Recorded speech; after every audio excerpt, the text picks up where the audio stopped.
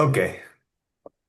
So, honorable mayors, welcome to Module 3A of the Asia Pacific Mayors Academy for Sustainable Development in its 2026 cohort. As we previewed 2 weeks ago on Module 2, today we will be talking about Sustainable Development Pathways, VLRs, and stakeholder engagement. So first, some housekeeping reminders. Uh, as you know, all participants are requested to change their name in the following format, including your institution or country, city, and municipality name. All majors are requested, if possible, to keep their video on. As a general rule, if you are not speaking, please put your microphone on mute to avoid background noise. Also, if you wish to speak, you can click the raise hand button at the bottom of the screen until we give you the word, or you can also turn into the chat. And should you have any comments or questions, yes, feel free to use the chat box. So you already know me. I was with you in both in Module 1 and Module 2. So just as a reminder, I am Fernando Ortiz Moya, and I am working at the Waseda Institute for Advanced Study at Waseda University in Tokyo. So I would let my colleague, Dr. Elam Bamanteyoni, to introduce herself. So please, the floor is yours. Thank you, Fernando. Hello, everyone. I'm Elon Bahman Temuri from the University of Auckland. I'm a senior lecturer at the School of Architecture and Planning, Faculty of Engineering and Design. And I'm happy to have this opportunity to working together in this module. Thank you very much. Thank you so much, Elam. Now, a little bit of today's outline. So first, we are going to have a presentation from the city of Santa Rosa in the Philippines about their voluntary local review. This will help to inspire mayors to conduct a VLR, as well as to see the benefits that conducting a VLR bring to the community. Then remember, you were asked to submit homework, so I hope you all did, because the second segment of today's lecture module would be for you to speak and take the floor and present on the homework that you have submitted, which were the challenges or the challenge you want to address through your initiative in this Majors Academy. Then I will make a short presentation on voluntary local reviews, followed by a presentation on stakeholder engagement by Mr. Kurt Carrigan. And then in the second segment of the module, we will have a short introduction by the city of Shanghai, as well as an exercise on VLRs and stakeholder engagement, and the introduction to Module 3B. So without further ado, please let me introduce everybody to Ermin Lucino, who is a department head at the City Planning and Development Coordination in Santa Rosa City in Laguna in the Philippines. So Ermin will be talking about how the city has been working with the VLR and the stakeholder engagement. I believe he's here with us because since I am sharing my screen, I cannot see. So Ermin, Hello. Good morning, Fernando. Good morning, everybody. hello. Good morning, So we'll mayors. We appreciate being invited on this activity. I'm here on behalf of City Mayor Arlene Arcillas, and of course, the City of Santa Rosa. So the title, should I go ahead, Fernando? Okay, yes, please go ahead. Thank you. So the Thank you so title of much. my presentation is The People of Santa Rosa's Voluntary Local Review, Localizing the 2030 Agenda for Sustainable Development through Stakeholder Engagement. Next slide. So you can access our VLR in the QR code. Next slide, please. So a little something about Santa Rosa. So Santa Rosa is widely recognized as a rapidly growing economic and industrial hub in the Philippines, often called the Lion City of the South. But of course, with rapid growth comes an equally important responsibility, such as we need to ensure that development remains sustainable, inclusive, and people-centered. Next slide, please. So, I've said the city houses several multinational corporations, uh, Toyota, Coca-Cola, BPO, and other major developments. So our first or inaugural voluntary local review or VLR is more than a reporting exercise. It is our commitment to translating the global SDGs into concrete local action uh, that reflects the realities and aspirations of our constituents. More importantly, this VLR was not created by city government officers alone. It was shaped through the voices, experiences, and partnerships of the communities and stakeholders who drive Santa Rosa forward. In this sense, our VLR, the Santa Rosa VLR, is truly a people's VLR. So, sustainability in Santa Rosa is no longer treated as a standalone initiative. It is now embedded in the city's governance framework.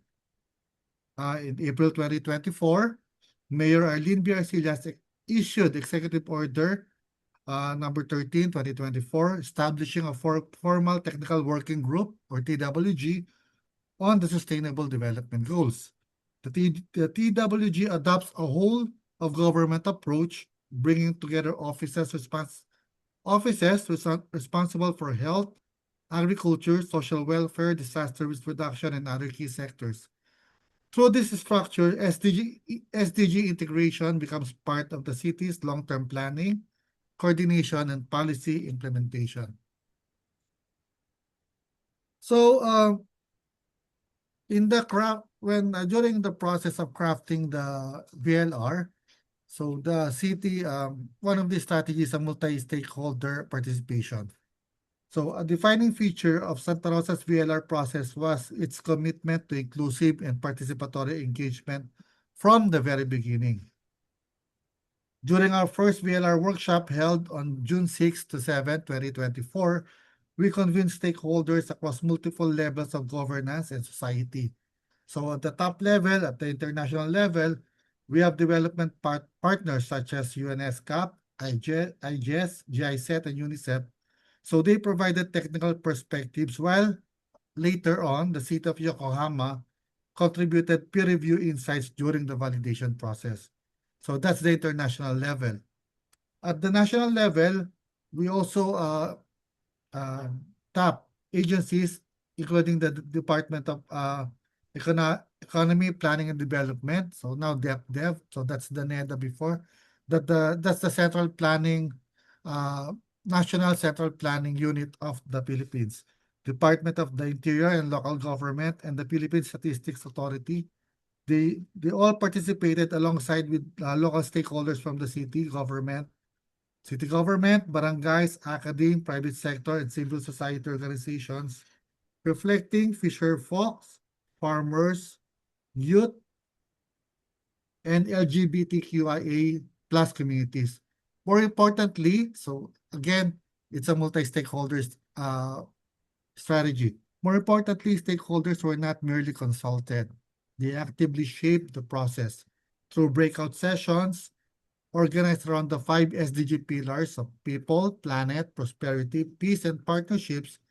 Participants identified key challenges, priorities, and initial recommendations that shaped the direction of the VLR itself.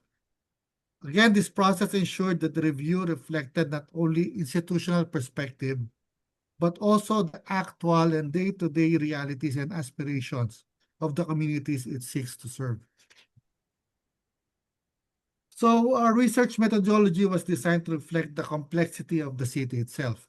So we employed quantitative methods, analyzing historical records and administrative data sets to track development trends and SDG performance over time. But we also recognize that data alone cannot fully capture the people's realities. To complement this, we conducted qualitative interviews with 12 key informants, including farmers, fisher folks, and women's group leaders. By combining empirical evidence with real experience, we were able to bridge the gap between high-level indicators and grassroots realities. Okay, if you're not familiar, the Philippines, the city is composed of all next level local government unit that we call barangays. So each LGU is composed of several barangays. Santa Rosa has 18 barangays. So the 18 barangays of Santa Rosa served as the frontliners of our localization efforts. On September 27, 2024, we conducted parallel focus group discussions at the UST Santa Rosa campus with our barangay chairpersons. There's the chairpersons are the barangay local executives. These sessions became critical spaces for surfacing ground level realities that are often invisible in statistical reports, from budget limitations and infrastructure gaps to localized health, livelihood, and environmental concerns. More importantly, this discussion allowed barangay leaders to articulate the specific priorities and actual experiences of their communities. This ensured that the VLR reflected not only citywide development indicators, but also, again, the day-to-day realities faced at the grassroots level. So before finalizing the report, we returned to our stakeholders in January 2025 for a series of validation workshops. These workshops served as an important check and balance mechanism where members of the TWG, barangay leaders, civil society organization, and private sector representatives collectively reviewed and validated the findings. By opening the process for final feedback and recommendations, we ensured that the VLR was not simply a document produced by, of course, the City Hall, the city government people, but a shared strategic roadmap shaped and owned by the people it is meant to serve. So again, engagement in Santa Rosa is not limited to consultation. So I'm just trying to highlight the partnerships with different private sectors. It is a mechanism for direct action. Stakeholder collaboration is embedded from the outset through formal partnerships and specialized councils. This is reflected in initiatives such as our Memorandum of Agreement with Toyota Motor Philippines on sustainable mobility, as well as our collaboration with the Department of Science and Technology in developing a science, technology, and innovation plan. In parallel, the Santa Rosa Business Council serves as a continuing consultative platform that aligns the priorities of the industrial sector with the city's long-term sustainability goals. These partnerships demonstrate that stakeholder engagement is not an afterthought of the VLR process. It is one of its driving forces. Okay, so what are the key benefits of conducting a VLR? So let's start with the external benefits. One of the key benefits of developing a VLR is the opportunity for cities to strengthen their presence in the global sustainable development community. Through the VLR process, Santa Rosa gained international recognition by participating in and presenting their initiatives, our initiatives, in major platforms such as the High-Level Political Forum on Sustainable Development and the Asia-Pacific Forum on Sustainable Development. These engagements allow local experiences, innovations to be shared beyond the national level. Of course, we also learn from other presenters during this activity.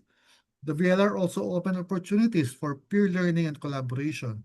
Santa Rosa was presented the opportunity to provide a peer review on the VLRs of other local governments, strengthening knowledge exchange among cities facing similar development challenges. Finally, Santa Rosa's VLR provide a more granular and localized contribution to the Philippine Voluntary National Review by bringing local data and community-level realities into national reporting. Cities helps ensure that progress on sustainable SDGs is more accurate, inclusive, and grounded in actual local conditions. So let's go to the internal value of our VLR. More importantly, the VLR process also creates important internal benefits for the city itself. First, it promotes grassroots empowerment by encouraging participation from communities, civil society organizations, academic institutions, and other stakeholders in identifying local development priorities and monitoring process. Second, the VLR strengthens data-driven accountability because the process relies on measurable indicators and evidence-based reporting. It improves the city's ability to track outcomes, identify gaps, and make more informed decisions. And lastly, the VLR helps institutionalize the sustainable development goals within local governance. It supports the mainstreaming of SDGs into policies, plans, programs, and budgeting processes, helping ensure that development initiatives are aligned, coordinated, and responsive to long-term sustainability goals. So right now, present, we're mainstreaming the VLR with our other plans, such as the annual investment plan, the comprehensive land use plan, our land use plan, our local development investment plan. So the result of the VLR is now being mainstream in our local plans. So as Santa Rosa continues to grow, our experience has shown that sustainable development cannot be achieved by government alone. The strength of this VLR lies not only in the data it presents, but in the people and partnerships behind it.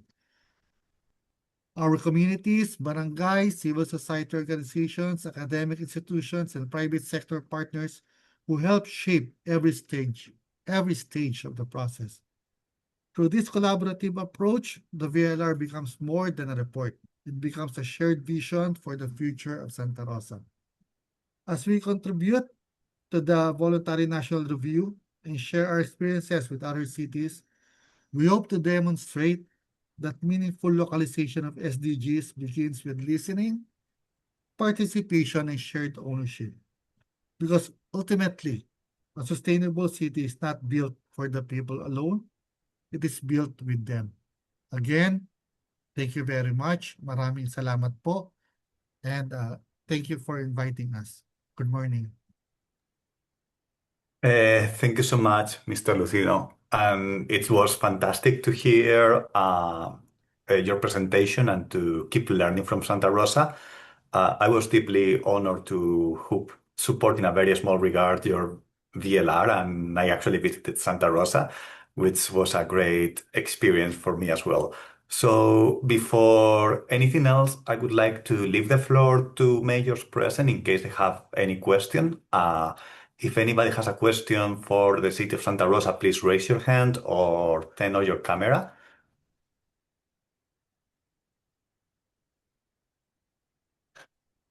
Anybody would like to ask?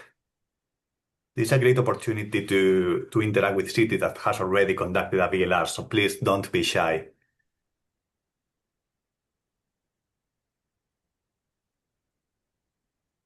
Okay, well, maybe it seems like no, so okay, we have a question, so yes, go ahead. All right. Thank you, Fernando, for the opportunity. Thank you for the presentation. So I have a question about how the city of Santa Rosa developed the report of VLR. So what are the main challenges in terms of collecting the data and then, the supporting evidence for that report? I mean, for us, we are starting to develop such a report, but the main challenge is how to collect the data and documentation to support the evidence for the VLR. And then how did you come up with the specific goals that you are providing in that report? Because I'm sure that it's not all the 17 goals are put in the report. Thank you. I'm Alfian from Kendari City, Indonesia. Thank you. Hello. Hello, good morning. So Santa Rosa is really quite fortunate because we attend we attended a seminar where a conference way back in 2024, wherein in that conference, UNSCAP presented the cities that they've been helping come up with the VLR. Well, after the presentation, Santa Rosa approached UNSCAP, and we made a letter asking them if they can help us to formulate our VLR. So after a year, early 2025, we touched base, we talked, and UNSCAP agreed to help us. So with regards to the data, of course, data is always not complete. That's the reality. There's no complete data. So what we did together with UNSCAP, we tapped at the academe, the University of Santo Tomas, which is located in Santa Rosa. So they have experts there with regards to the helping us craft the data. So if the data is not available, they help us. They go to the grassroots level. They went to the barangay. They conducted interview, and through those interviews, we develop local data. So that's how we come up with the data. But again, it's not really that. It's not that's 100% complete data.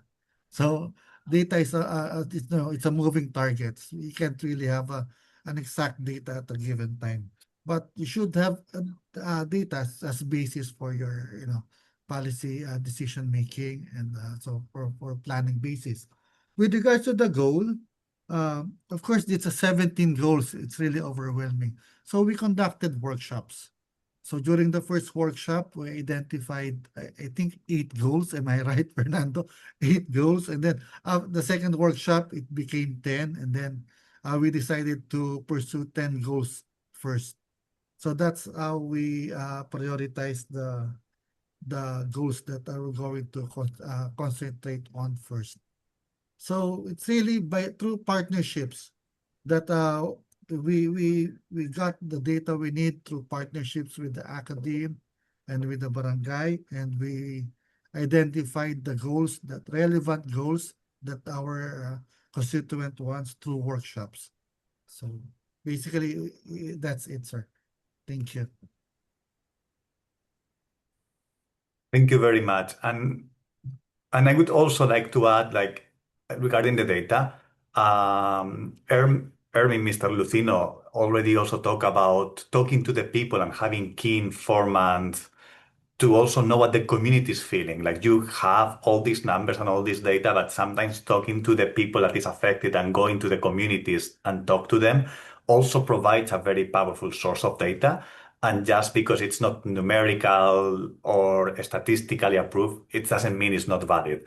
So I think, like what Ermin was saying, data will never be complete, but then you need to keep trying to have quality numerical data, but also you can go to your people. So thank you very much. So I think probably we don't have time for any more questions, unfortunately, but just I would like to thank again Mr. Lucino, as well as everybody in Santa Rosa City, for sharing their experience with us, their amazing example of VLR.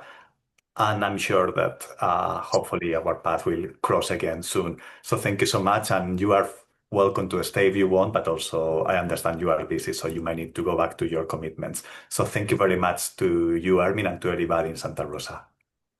Thank you so much, Fernando. Thank you. Yeah. Okay. Okay, so now let's move to homework. the So, as you know, for this week, you were supposed to present the challenge. So, what is the main challenge you want to address through the initiative that you will develop through the Majors Academy? We have received 11 presentations, I believe. So, Ellie, please. Yes, of course. Thank you, Fernando, and thank you to Ermin for the inspiring presentation. It was very interesting. I want to invite our first honorable mayor to present the case from Nepal. Honorable mayors of Barakoto Rural Municipality, Mr. Bir Bahadur Giri, please. Floor is yours.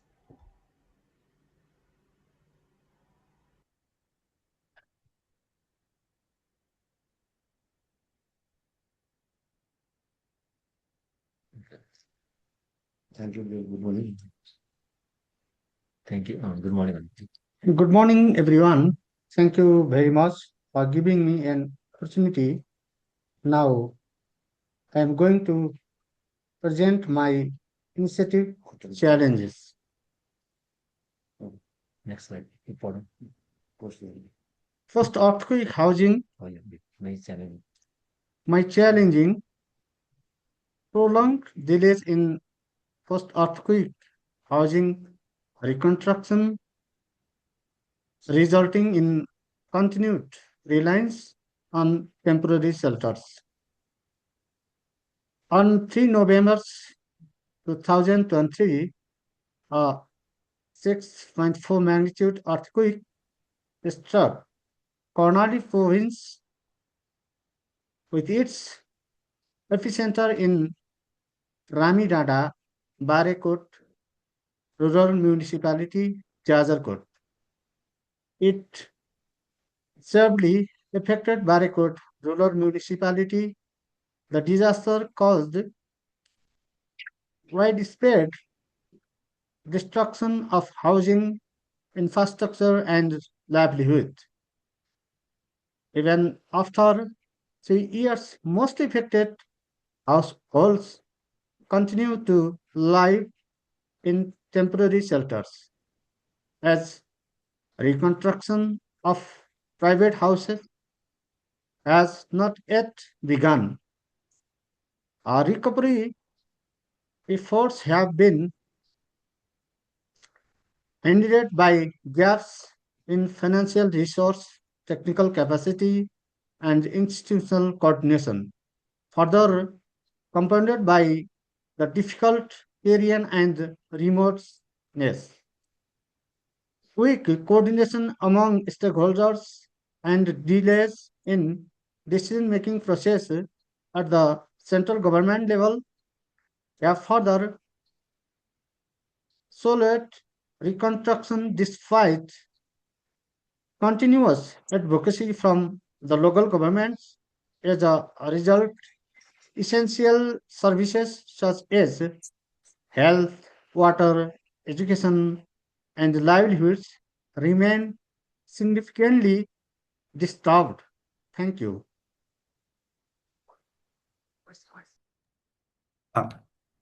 Thank you so much. Yes, So now our next city would be Ellie, do you want to elaborate something? Maybe we can give short feedback to each of them.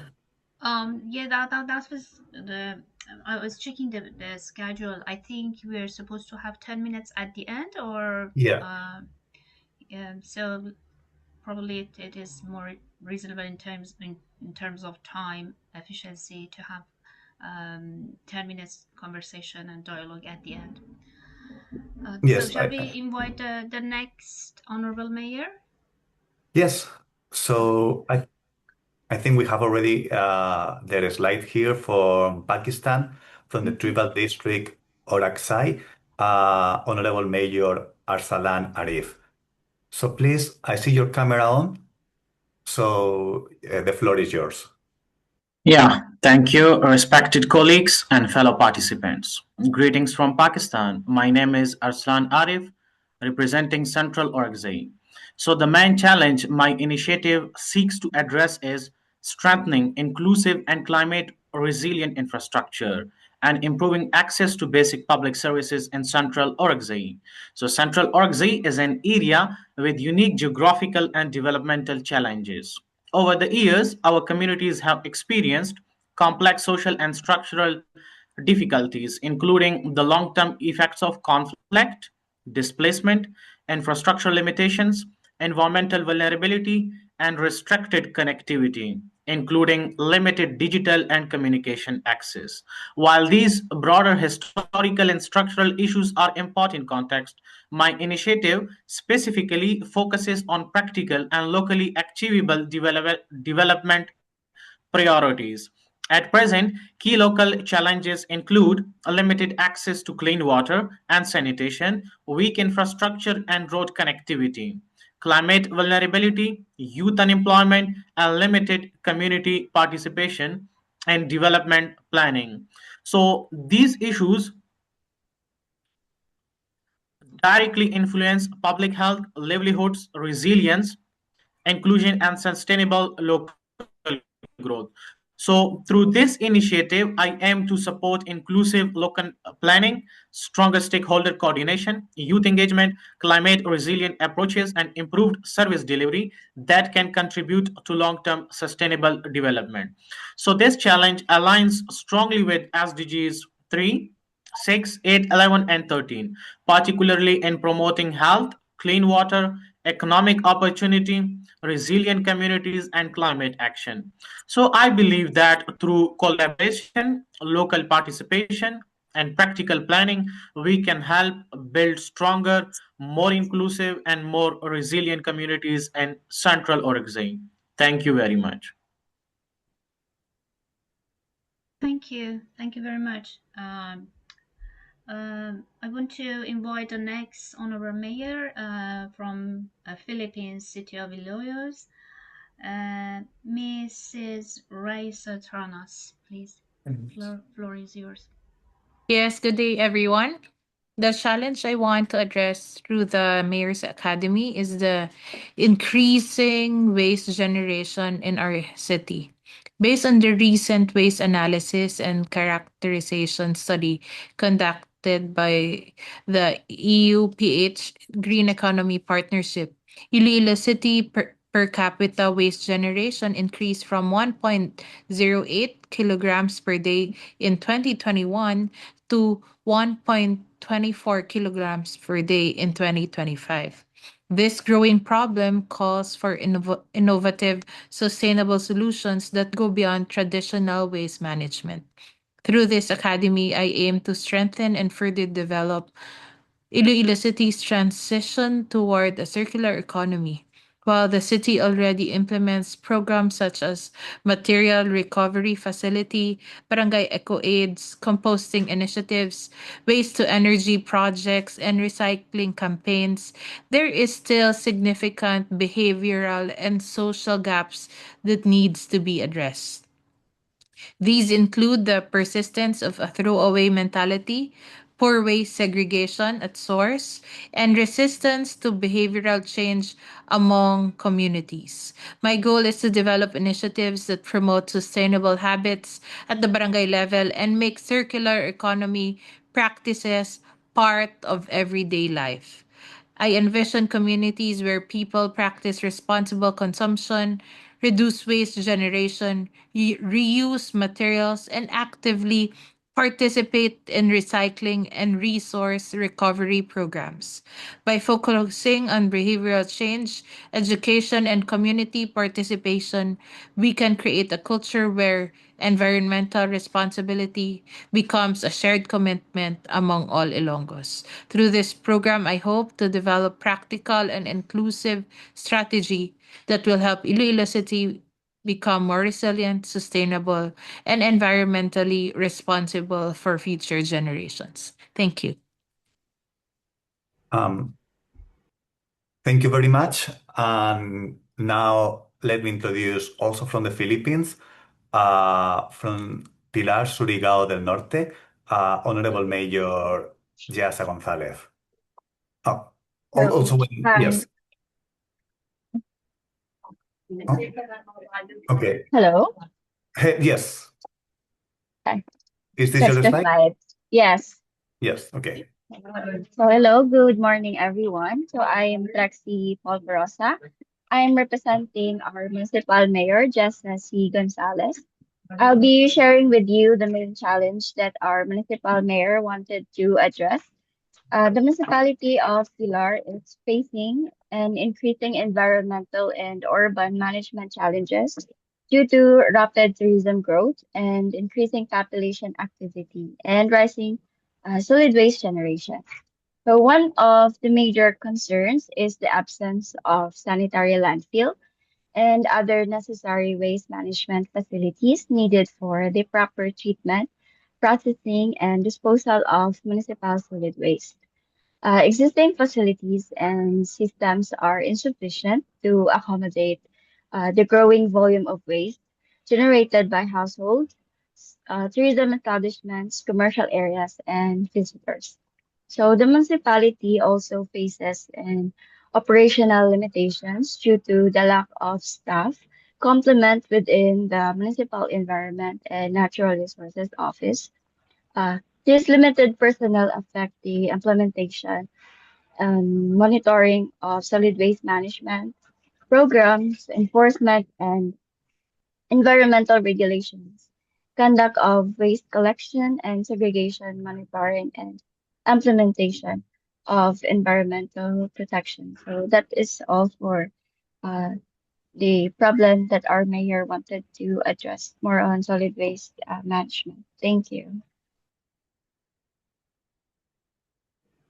Thank you. So, yeah, Ellie? Okay, thank you. Thank you very much. The next honorable mayor from La Paz, Abra, Daniel Bernos, please. The floor is yours. Good afternoon, everyone. I'm Nina Bernos from La Paz, Abra in the Philippines. So the challenge that I wanted to address through this program is I chose to call it the Sustainable and Resilient Livelihoods in our town, in our municipality.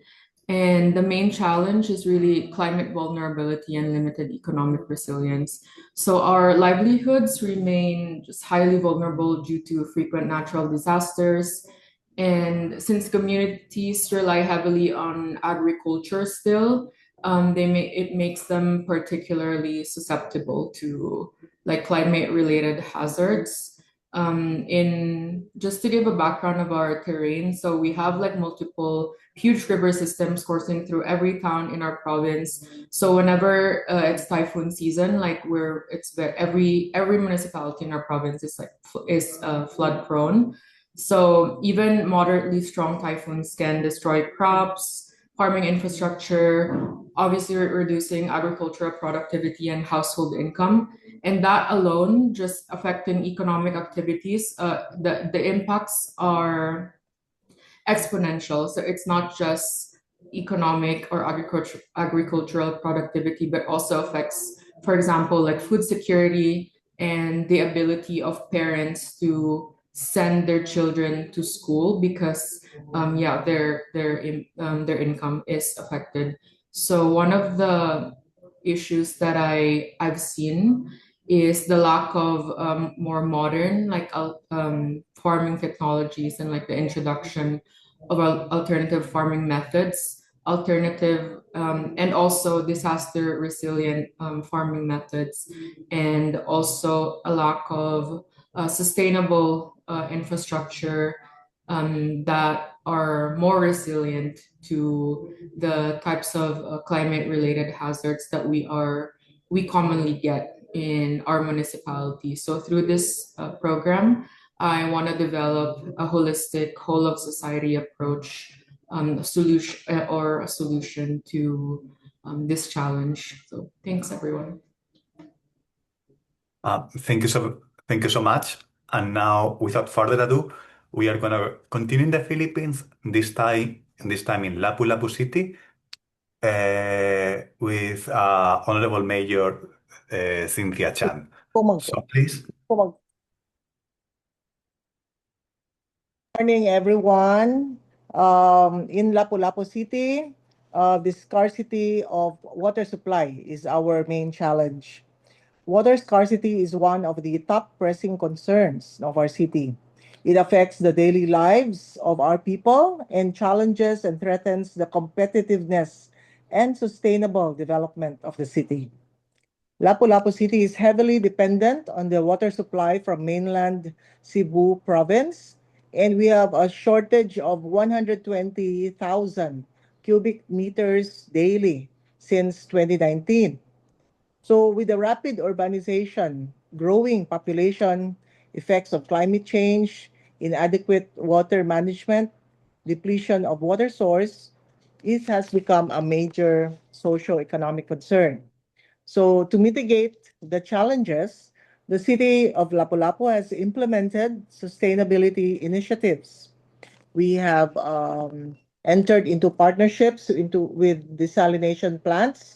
The city is pursuing more private firms to build massive desalination plants in partnership with the Metropolitan Cebu Water District to convert seawater into a stable direct supply for our world-class resorts and the local households. And then we also have rainwater catchment or harvesting. So rainwater is an abundant resource in the Philippines, and when properly collected and managed, can help greatly address the depleting water source. So we are promoting rainwater catchment or harvesting as practical solutions to address the shortage and mitigate urban flooding. We also have reintegrate rain as the solution to two ironic problems: shortage and abundance.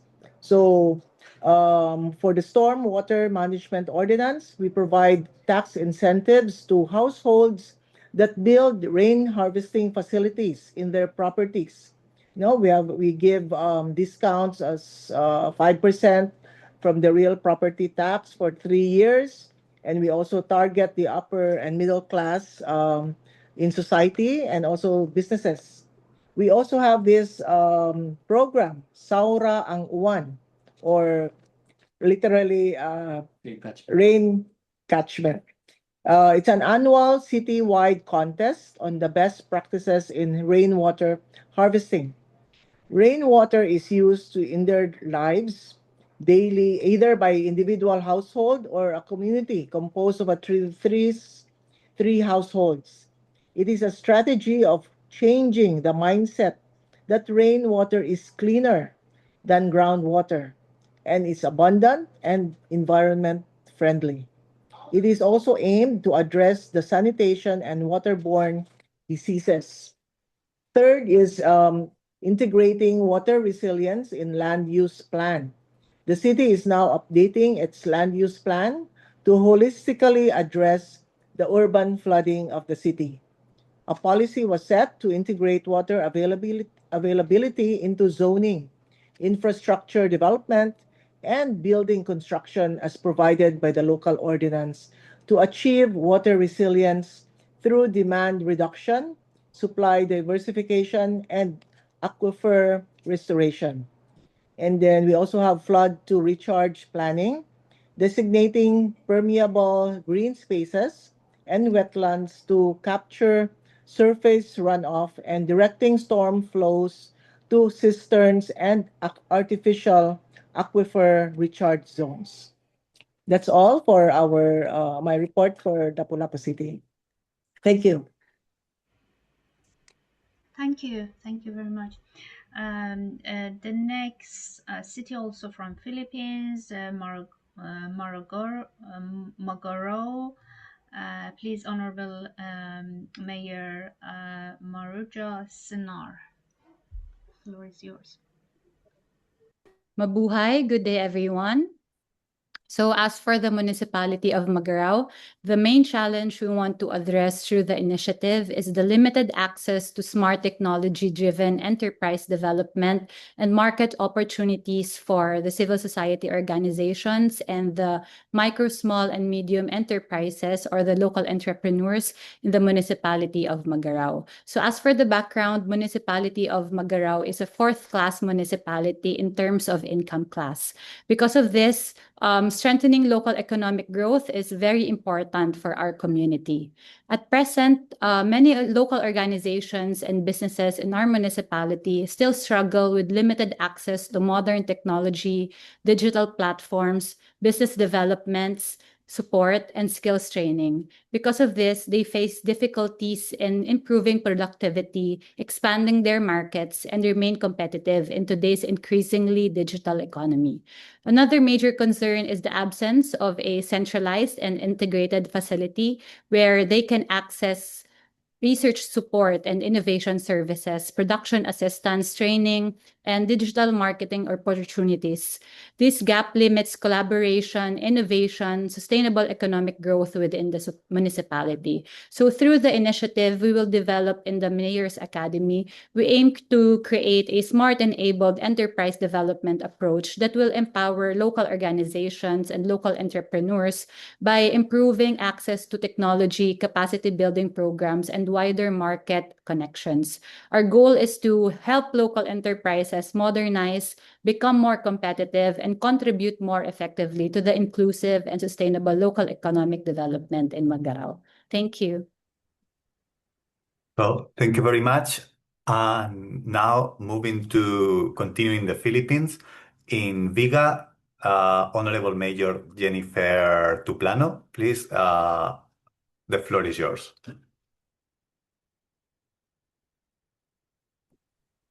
Hello, good morning. Good morning. Yes po, this is my report for LGU Viga. So one of the challenges in Viga is the strengthening disaster resilience and climate adaptive governance. Building resilient communities through coordinated disaster preparedness and sustainable local development. With the current situation here in our municipality in Viga, LGU Viga faces significant challenges in disaster preparedness. This section identifies the key vulnerability factors affecting the municipality's ability to protect communities and ensure sustainable development. For the climate vulnerability, Viga is highly vulnerable to typhoons, flooding, and climate-related disasters that threaten communities and local development. For the infrastructure gaps, several barangays, specifically the coastal barangays, still lack resilient infrastructure, efficient early warning systems, and adequate disaster preparedness mechanism. For the resources, we have these resource limitations. Limited resources and organizational capacity affect the LGU's ability to provide fast, coordinated, and sustainable disaster response and recovery services. So, how can LGU Viga strengthen disaster resilience, climate adaptation, and responsive governance to protect communities and ensure sustainable local development? With this central challenge encompasses several critical dimensions. We have 73% of barangays still lack resilient infrastructure and adequate disaster preparedness mechanism. We building resilient infrastructure across vulnerable barangays, establishing efficient early warning systems for typhoons and flooding, by developing adequate disaster preparedness mechanism, overcoming limited resources and organizational capacity, and enabling fast, coordinated, and sustainable disaster response. So the effects of this on the community, like for example, for the infrastructure, livelihood, economic, and response. So that's all for the LGU Viga. Thank you very much. I want to ask the next Honorable Mayor from City of Makati, Another case from Philippines, Maria Lourdes.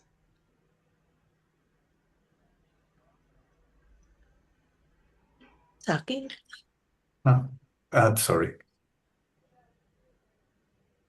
Yes. Good afternoon, everybody. Managing rapidly increasing waste generation has become one of Makati City's major environmental challenges. While Makati has long established solid waste management systems and has implemented progressive waste reduction policies, increasing waste volumes continue to place growing pressure on the city. Makati has actually been an early mover in solid waste management through the Solid Waste Management Code of Makati, Ordinance Number 2003-095, the city institutionalized waste segregation at source, collection systems, environmental education, and enforcement mechanisms aligned with the Ecological Solid Waste Management Act. Makati also became one of the first local governments to regulate non-biodegradable packaging materials and phase out single-use plastics and styrofoam in commercial establishments.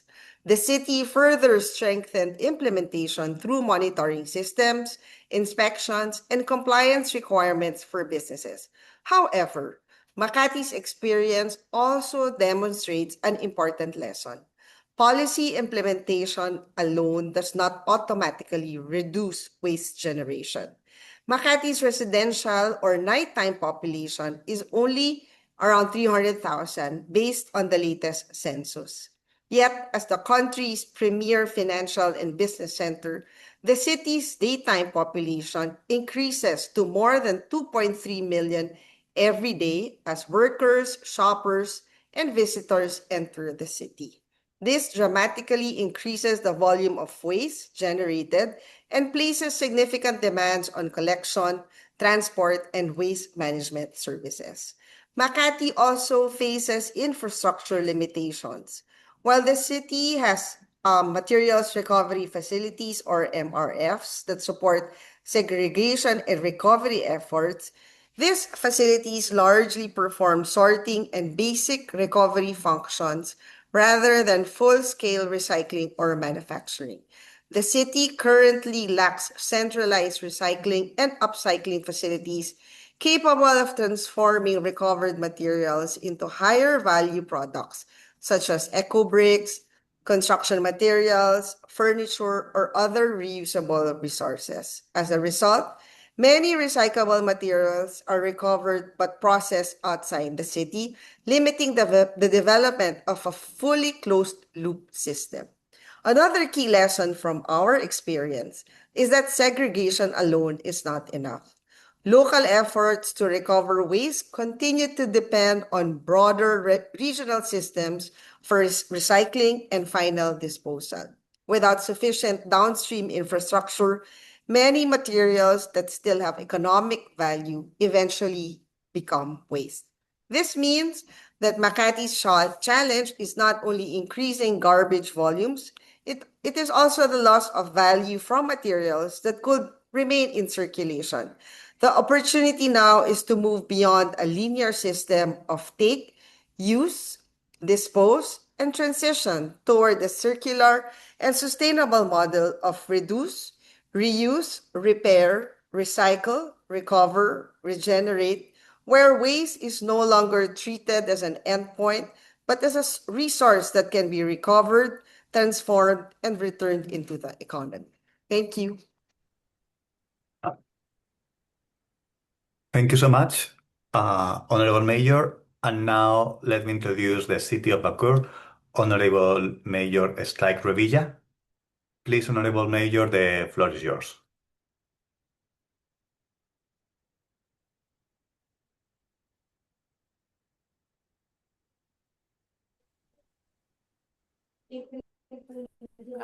Good afternoon, everyone. I'm filling in on behalf of Mayor Strike Revilla. My name is Attorney Pao of the City Admin Office.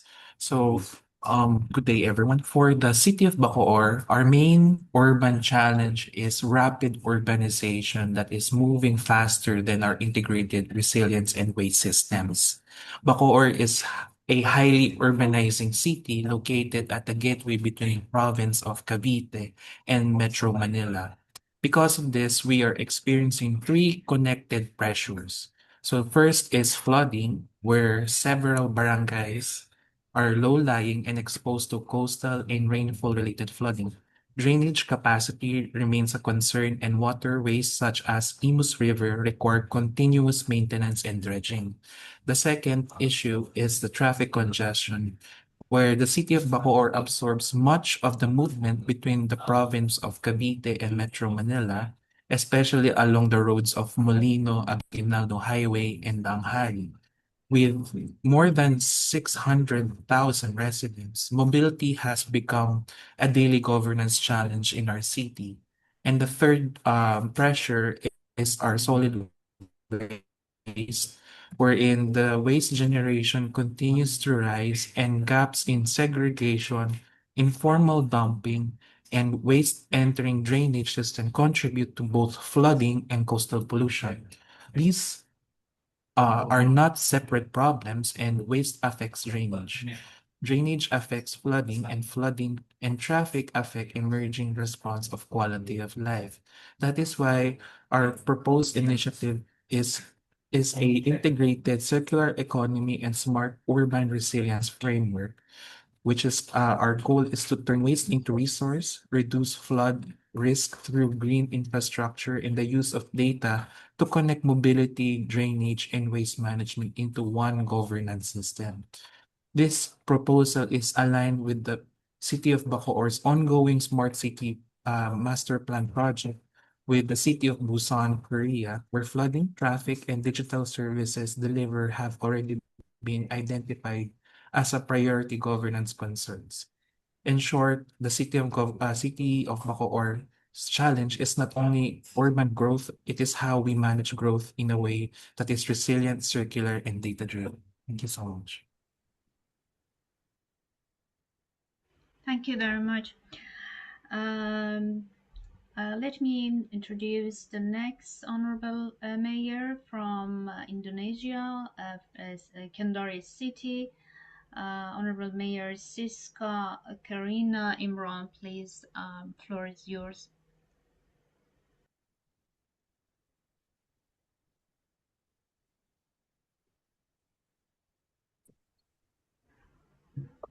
Hello. Hello. Hello. Good Hello, afternoon to Honorable. all. Yeah, Nice to meet you. nice to meet you. Thank you. Good afternoon, speakers and mayors. Thank you for the opportunity. I would like to present the main challenge I want to address through the Mayor's Academy is solid waste management issue dari city. There are several background information as follows.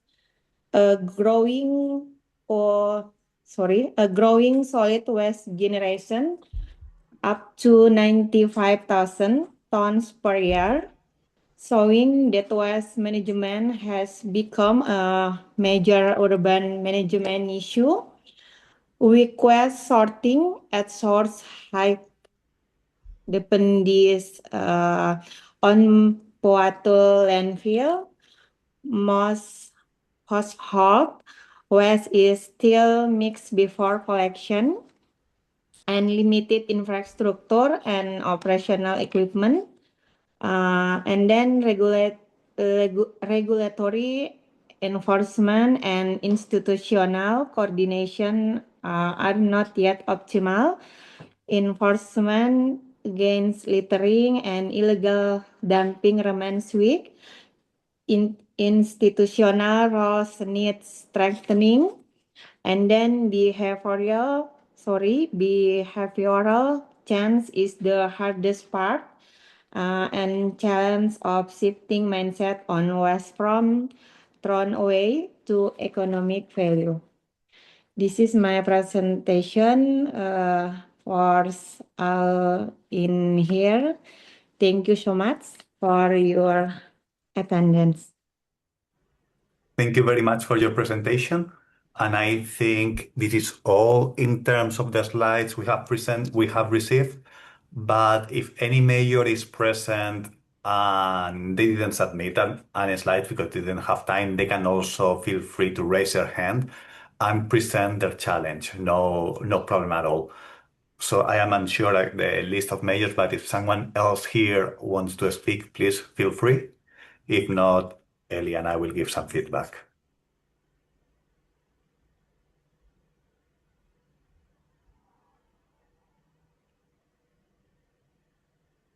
Sorry. Yes.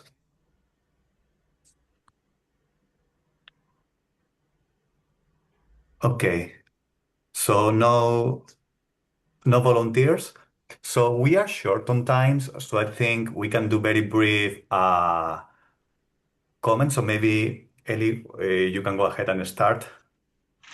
Yes, I tried when I was listening to the presentations. I tried to categorize them really and to understand what kind of challenges our cities are dealing with. Definitely, the first one is hazard. How we can really manage hazard in a sustainable way. Different types of hazard issues were addressed by the honorable mayors across different cities and countries. Climate adaptation, earthquake, floods, and other type of really hazard that all of us we are dealing with them.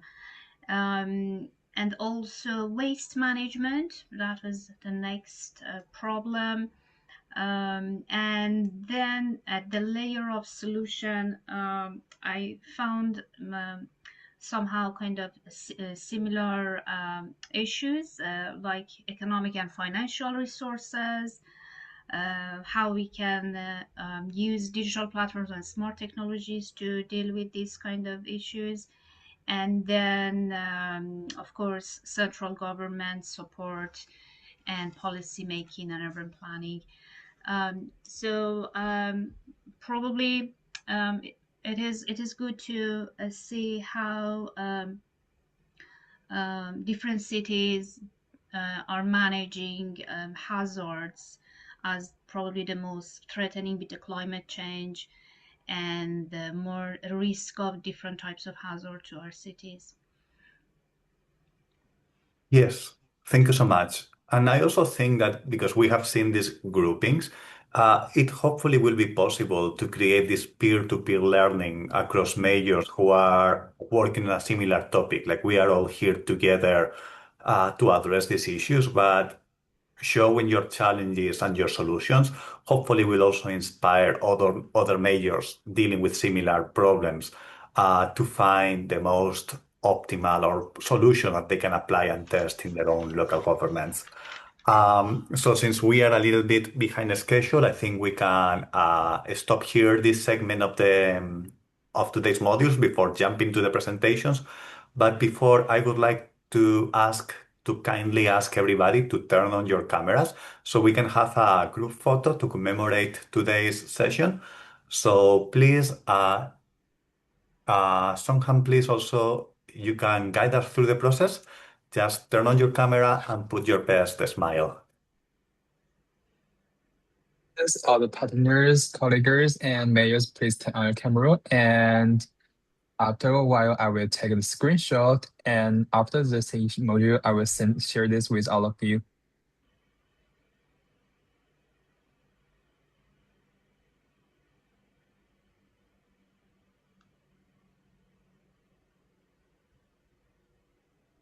So wait 1 moment, and then I will give you a countdown.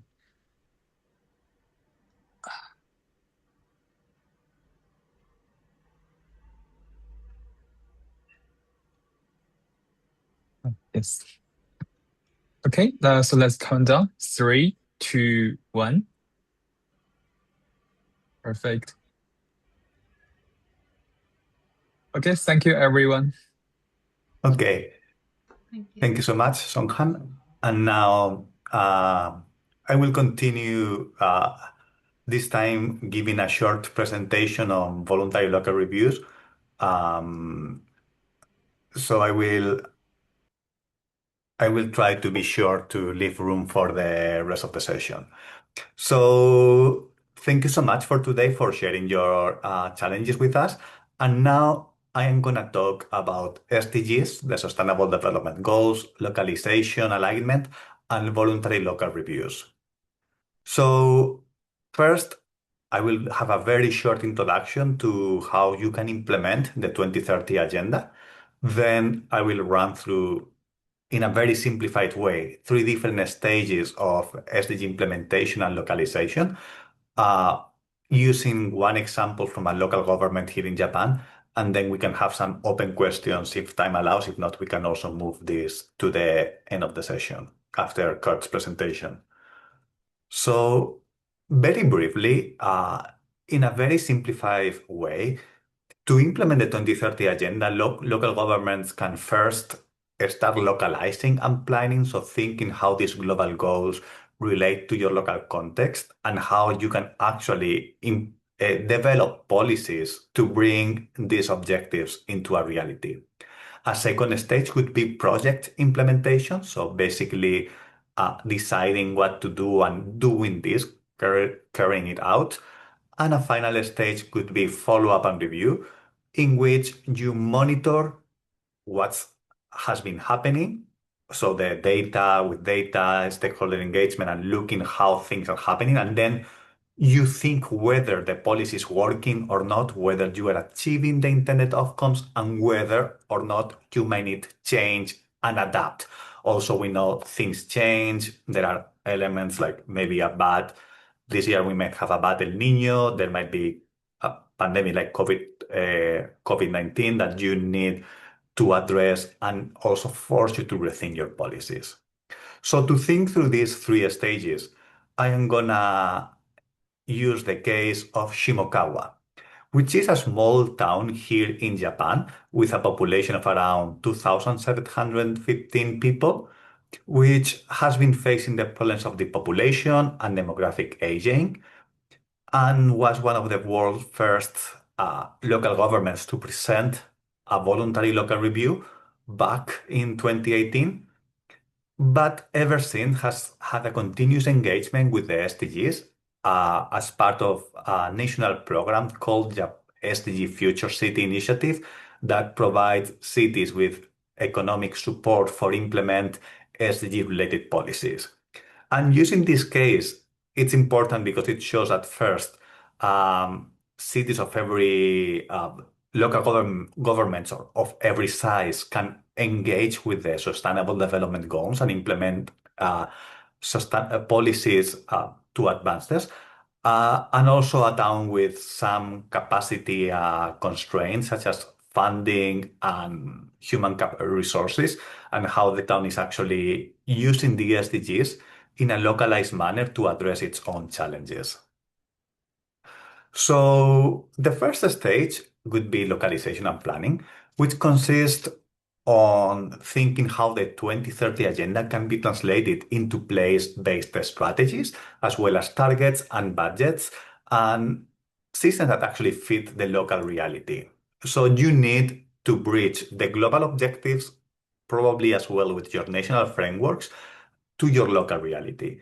So, for example, several steps could be mapping the local needs to risk and development gaps against the SDGs, aligning the local plans with national SDG strategies and legal frameworks if they are present in your country, also setting local targets, indicators, and reporting systems that can happen through a voluntary local review process, as well as building partnerships across government, civil society, business, and academia.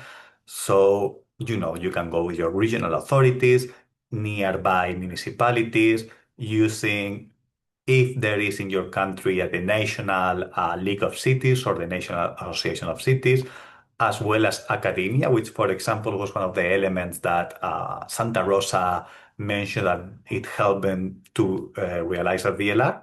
And finally, which is usually some of the most key and difficult elements, to secure finance as well as data and administrative capacity needed for implementation.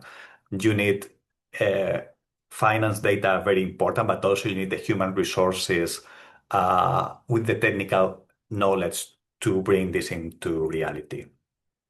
So Shimokawa, in this step, they created the 7 local relevant goals, which they call the Shimokawa goals. So they realize, and this is something that also taps into the question from Alfian from Kendari City before, and also what Ermin said, that having the 17 SDGs can be very challenging and very difficult, confronting yourself with these 17 goals. But Shimokawa, which again is a small town with less than 3,000 people, they distill the essence of the SDGs into 7 Shimokawa goals that brings the spirit and the key ideas underlying the SDGs, but make them important for the local, for making relevant to the local governments.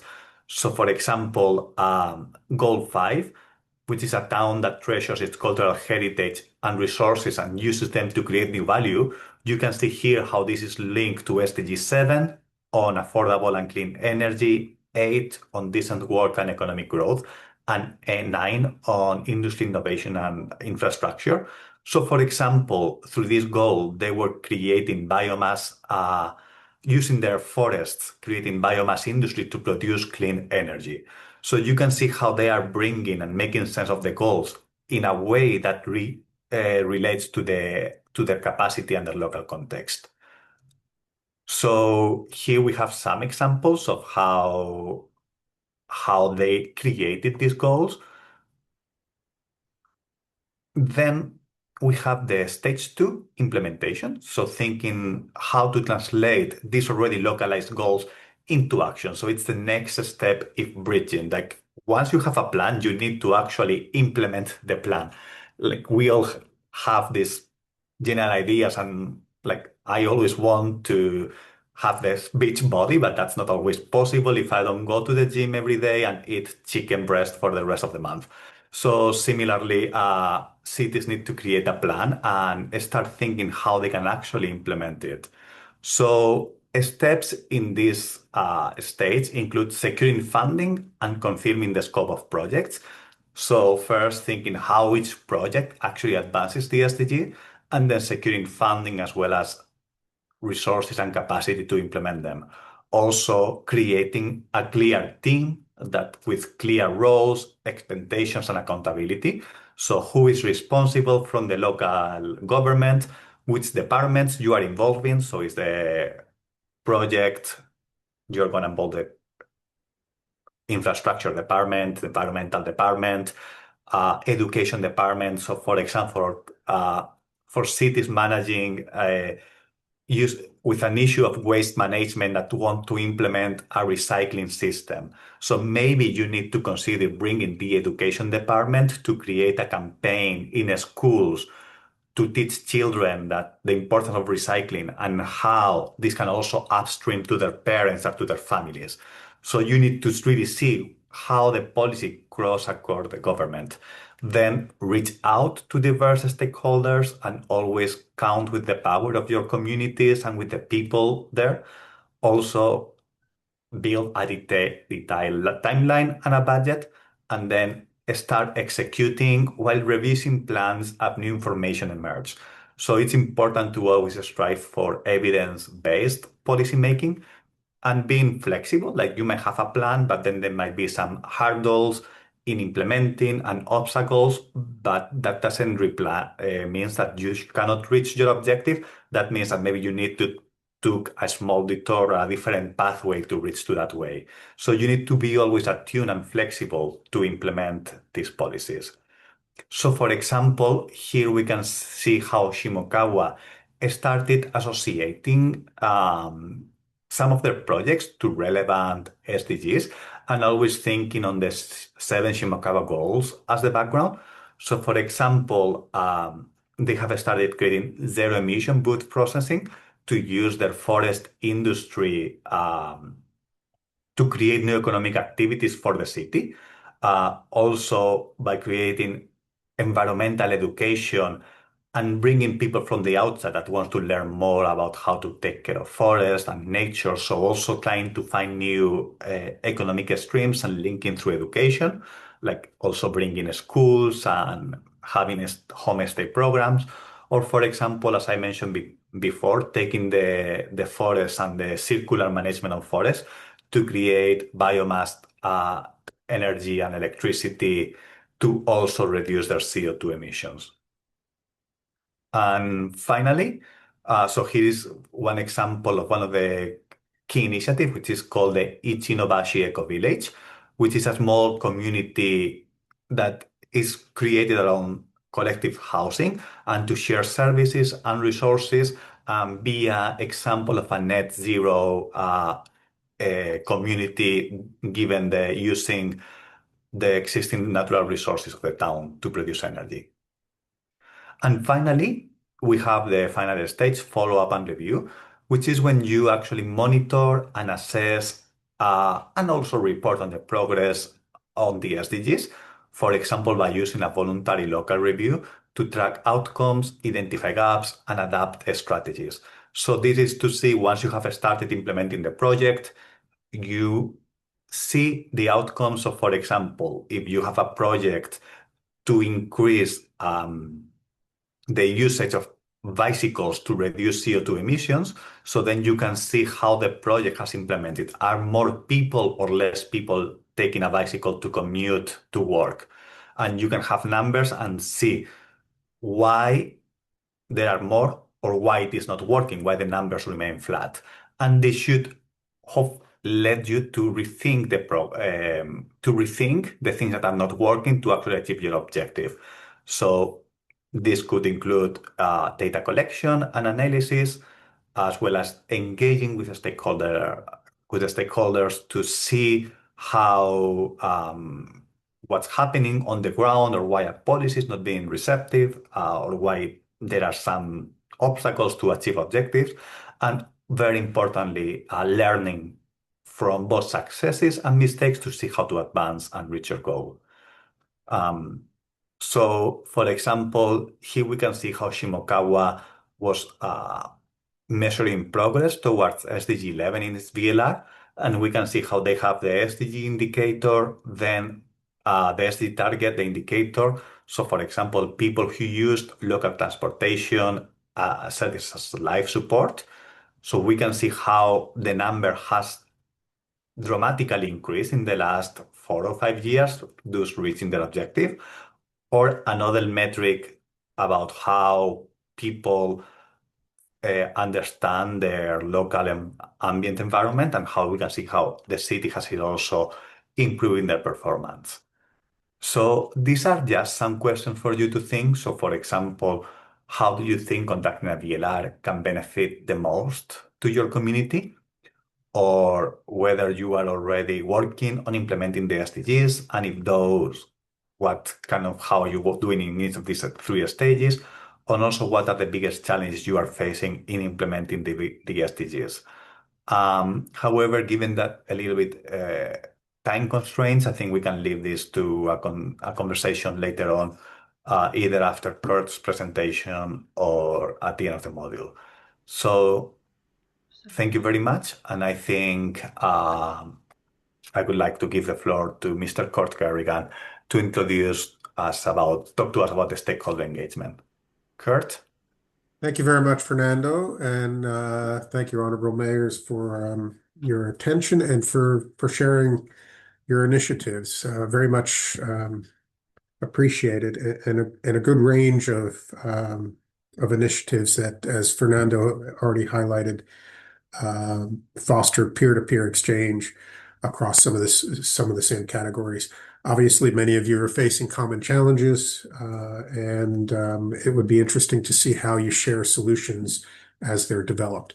Fernando, if you would just confirm that my audio and visual and video is okay? Yes, it is okay. And if you want, I can share your slides for you. Or you Okay, can. yeah, if you could just go ahead and advance. So, mayors, we're going to talk a little bit today about stakeholder engagement and really its relevance and importance to your initiatives as you develop them, and some key milestones and elements to keep in mind as you develop your initiatives. So what we say is that stakeholder engagement is a core competence. So public participation and the engagement of stakeholders from communities is really effective, not just for leaders and institutions, but for various initiatives and for community coherence and governance. Stakeholder engagement has roles in territorial planning, in governance, in managing conflicts, in human rights and social accountability, well-functioning social contracts, and in partnerships especially. And I think many of you actually in your initiatives highlighted, I think almost all of these areas were at least mentioned in one or more initiatives. Next slide. So the real question is, can you afford not to govern in an inclusive way? And again, many of you already talked about inclusive initiatives and the importance of stakeholder engagement. But really what you're looking at is how to balance public and private interests, build political will while addressing some of the challenges, whether those challenges be environmental pressures, climate change, demographic changes, and migration, or rapid urbanization. There are a number of issues that come into play that can be better resolved and better managed through robust stakeholder engagement processes. And at the top, you see it's really about managing declining trust, and that's an issue that many governments are facing. And so building trust is really one of the most important elements that a community leader can focus on. Next slide. So engagement that really builds trust is really an iterative process, and there are many steps included in that. Excuse me. So it's about ensuring inclusion, and making sure that people are not marginalized, or that some groups are not marginalized. Excuse me again. Engaging those diverse groups, recognizing the barriers and power dynamics that sometimes are not totally evident, but can contribute to lesser engagement or further marginalization. And then how to balance and integrate the interests of those different stakeholders throughout a process and to institutionalize their engagement. What that does is it ensures equity and benefits and empowers more vulnerable communities. And throughout all of these steps, you're fostering social cohesion, strengthening a social contract, and creating a governance system that is much more effective. Next slide, please. So really, we encourage you to invest the time and engagement in developing an engagement process and design, and really designing not just your initiatives, but your stakeholder engagement process for your initiatives, but also much more importantly, for overall governance across all of your city operations. Next slide. I'm going to rush through a little bit because I know we're short on time and you'll have access to the presentation.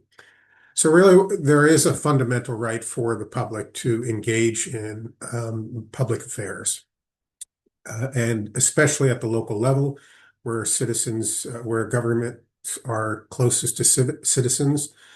It is about establishing a safe and enabling environment for them to express their needs, their opinions, their insights, and also to contribute to the development of your initiatives.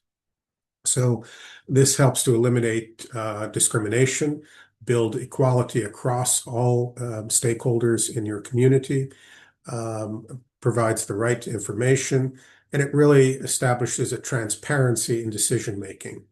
And the empowerment of all stakeholders to their rights really is a fundamental element of effective governance. Next slide.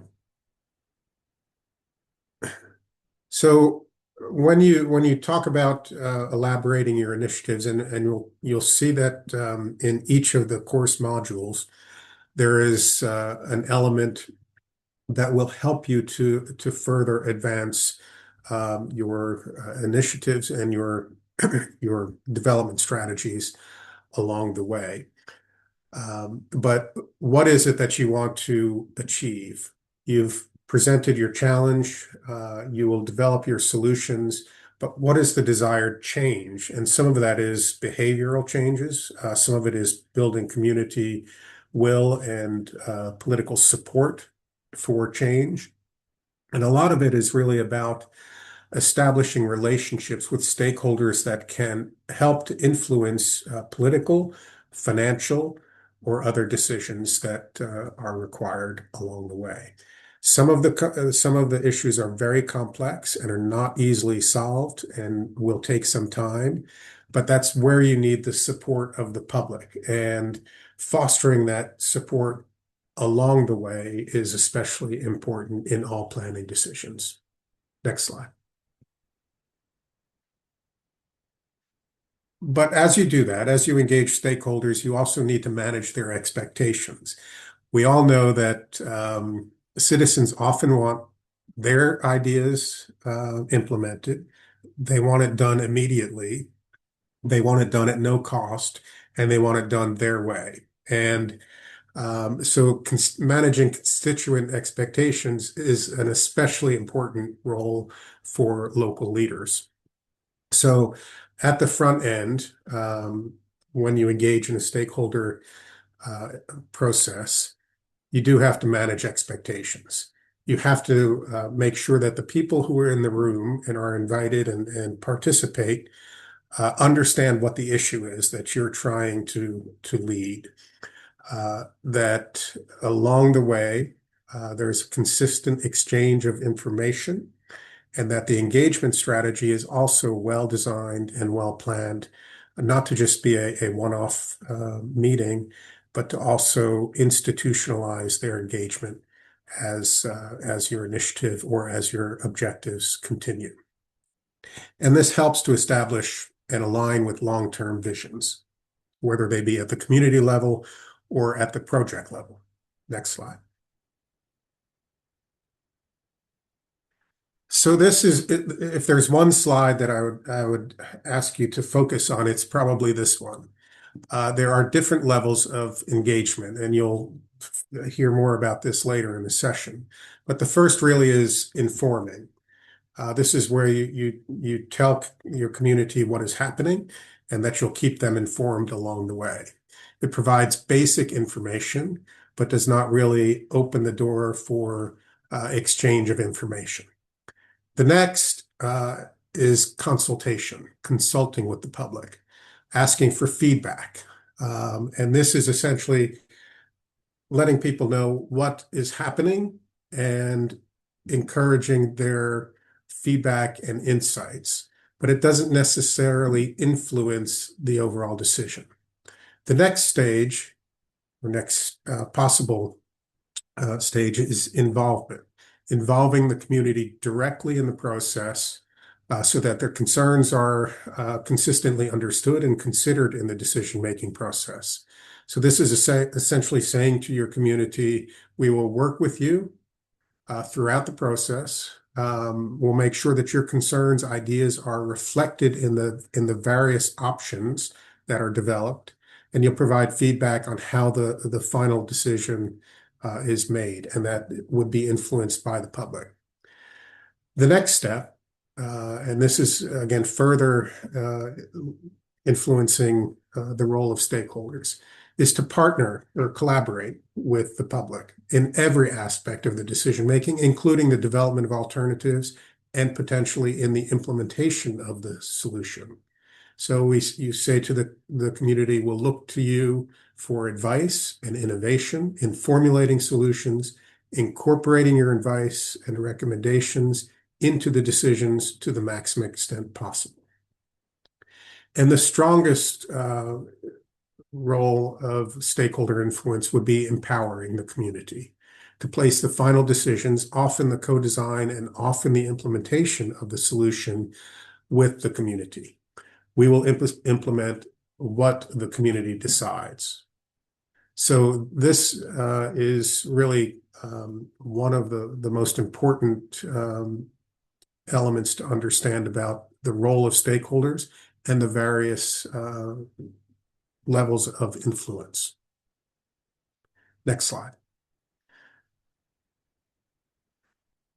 So there are many, many different methods for engagement, and many of you, I'm sure, are already engaged in or implementing some of these, whether they be surveys or polls or town hall meetings, focus groups, a lot of awareness raising opportunities, including road shows, community fairs, workshops, participatory budgeting and mapping. And each of these has a role potentially and should be considered as part of your overall strategy.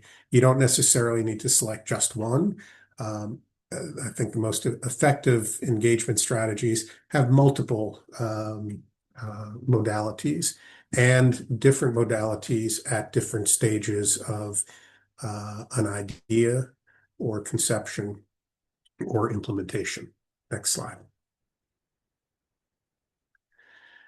And this is also interesting that often leaders will say that people don't understand what government is doing. They don't understand what the issue is. They're not aware of what's happening, or that they don't have the capacity. But what data shows is that it really comes back down to trust. A minority of people actually trust national governments, and many believe that they have no influence. And those who actually participate and feel that they're heard are actually expressing that there is a level of trust. And so it is identifying the process, the modalities, and taking the time to include people in decision making. It builds the trust. It will build the political will and the community will for the implementation of solutions. And as you've heard from many of the initiatives, they're not simple solutions that need to be developed. They will often require revenue generation to develop the solutions. They may require taxes. They may require sacrifice from the public, whether that be financial or otherwise. But will, in almost all cases, require the engagement and the participation of all levels of the community, not just government. Many of the challenges that were presented today cannot be achieved simply by government actions alone. And so that's where stakeholder engagement becomes essential. Next slide. There are what we call the dimensions of meaningful engagement. And this is, again, something that you can consider as you develop your solutions. Purposeful, meaning well-planned, resourced, focused on a relevant objective or solution with an intent to improve over time. Being proactive rather than reactive. So that includes being proactive in engagement strategies, not just in the development of a solution, whether it be a project or an investment. The third is inclusive, again, ensuring that diverse groups of people are involved, that the marginalized or the vulnerable populations are considered and included. And that is often a very difficult step to take. Often the most marginalized people are not the ones who can come to public meetings, and so it requires necessary and deliberate outreach to include those communities. And transformative, finally transformative, taking approaches that can lead to real change over the long term. And as I mentioned earlier, to implement changes requires community understanding, awareness, and support. Next slide. And it's not something that is done only for a project or a single initiative.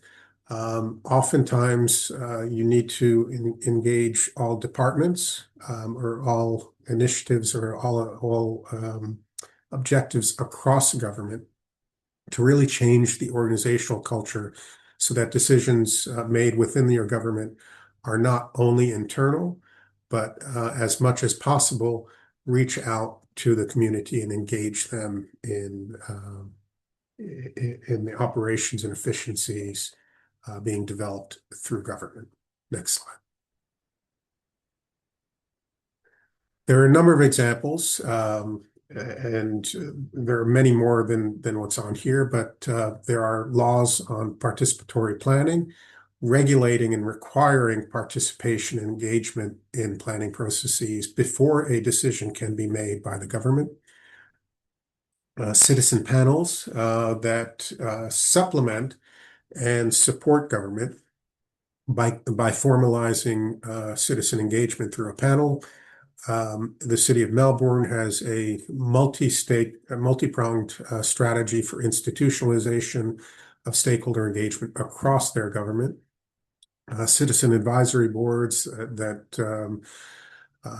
include the representation of the community, formalizing engagement processes, and then globally, sustainability boards and environmental social governance issues are good examples as well. Next slide. So again, as you consider your initiative and how to engage your community to build the support for it, there are opportunities in parallel to also institutionalize the engagement across your governments. So thinking about how do you provide public access to information, how do you monitor and review, and then how do you influence the decision making?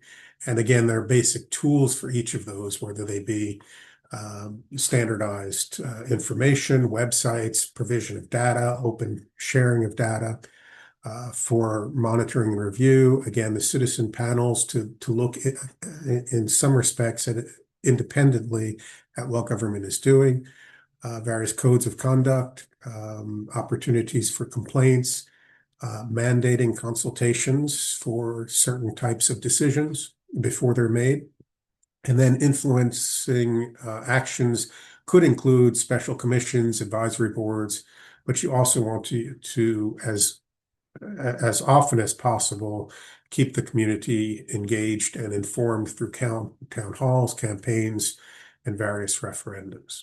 Next slide. And that's it. So Fernando, back over to you, and I'd be happy to answer any questions that any have. Yes, thank you so much, Kurt. It was a pleasure to learn more about the stakeholder engagement. So now I think we have a few minutes to answer any questions or also hear your comments from you, honorable mayors, regarding either presentation or in general comments all about today. So please, if you have any issue, you can either type in the chat box or also raise your hand and speak to us. So,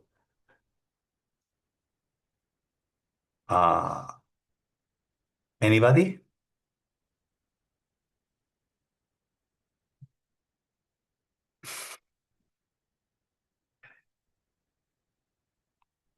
Anybody? A question, comment, concern? Or it's time for the coffee break? Maybe we've been.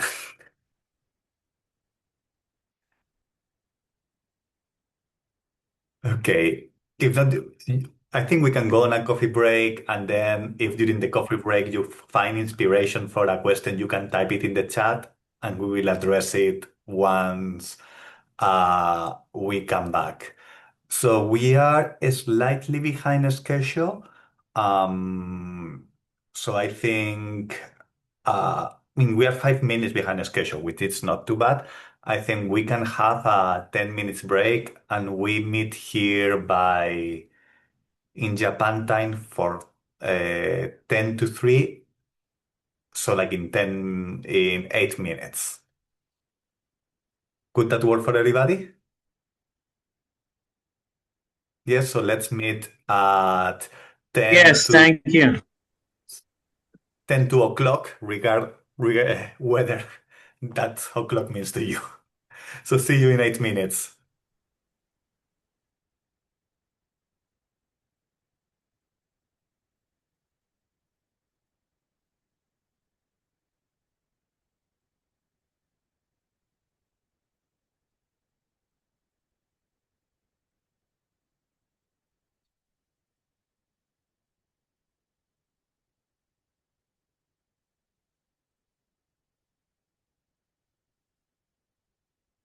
Sorry, Fernando. May I interrupt? Yes. So the Shanghai team, they want to make a small test to see if their slides can work perfectly. So do you mind if Shanghai team take a test? Oh, yes. Please be ahead. You can go. Please. Yes. Yeah. Shanghai team will have a test. Thank you, Fernando. No worries. Anything. Hello? Yes, we can hear you. Yeah, okay. That's great. Yeah. And both you can see and hear. Yeah, it's very clear. Okay, good. Then we're going to start at 10 to 3 Beijing time. Okay.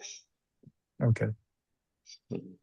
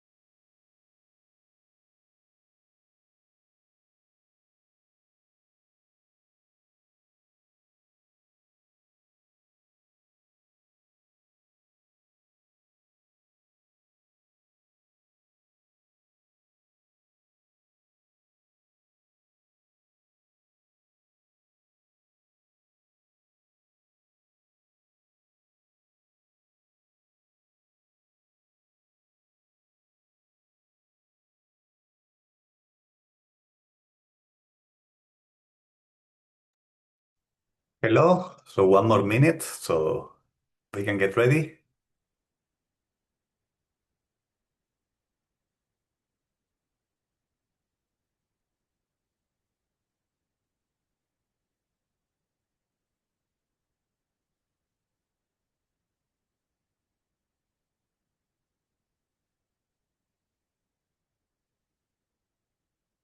So, honorable majors, esteemed colleagues, I hope you had a nice break. So now, quickly, let me introduce our next, start our second segment of the day. And So, to do so, please let me introduce our next guest speaker, Dr. Cheng Jiang, who is the director of the Shanghai Coordination Center for the World Cities Day, who will be talking about the Shanghai Award and introducing the Global Award for Sustainable Development in Cities. I believe that Dr. Cheng is ready with us, so please, the floor is yours, and I also believe you will be sharing your screen yourself. okay. Thank you. Hi.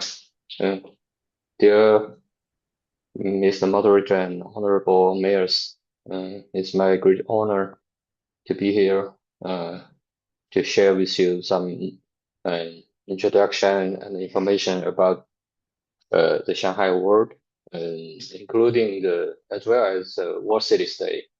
And I'm director of the Shanghai Coordination Center of World Cities Day, and our center is a public institution and the Shanghai Municipal Commission of Housing and Urban Rural Development Management. And we are working together with the UN Habitat and together with the Ministry of Housing and Urban Rural Development of China. And okay, next. Okay. And about 15 years ago, and maybe some of you have paid visit to Shanghai at that time because of the biggest event for Shanghai for the time being, and the Shanghai World Expo, and it was held on April 30th, 2010. Over 184 days and 246 countries and international organizations gathered in Shanghai, focusing on the theme "Better City, Better Life." And on October 31st, 2010, at the Summit Forum on the closing day of the Shanghai World Expo, the organizers and participating parties issued the Shanghai Declaration as to jointly propose the establishment of World Cities Day. And at the end of the Shanghai Declaration, there are two initiatives. One is to compile the achievements of the Shanghai World Expo into a publication for global dissemination, and the second proposal is to designate October 31st, the closing day of the Shanghai World Expo, as a World Cities Day. And in June, and with the effort of 3 years, by the end of 2013, the 68th session of the United Nations General Assembly adopted resolution to designate October 31st of each year since 2014 as World Cities Day, aim to accelerate the sustainable development in cities.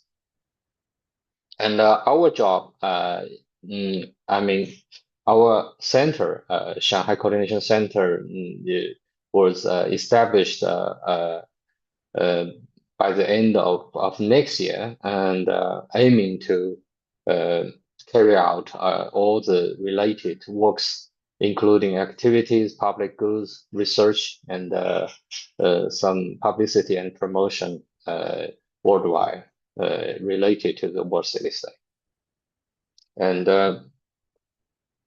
about the event, the most important event every year is the World Cities Day global observance.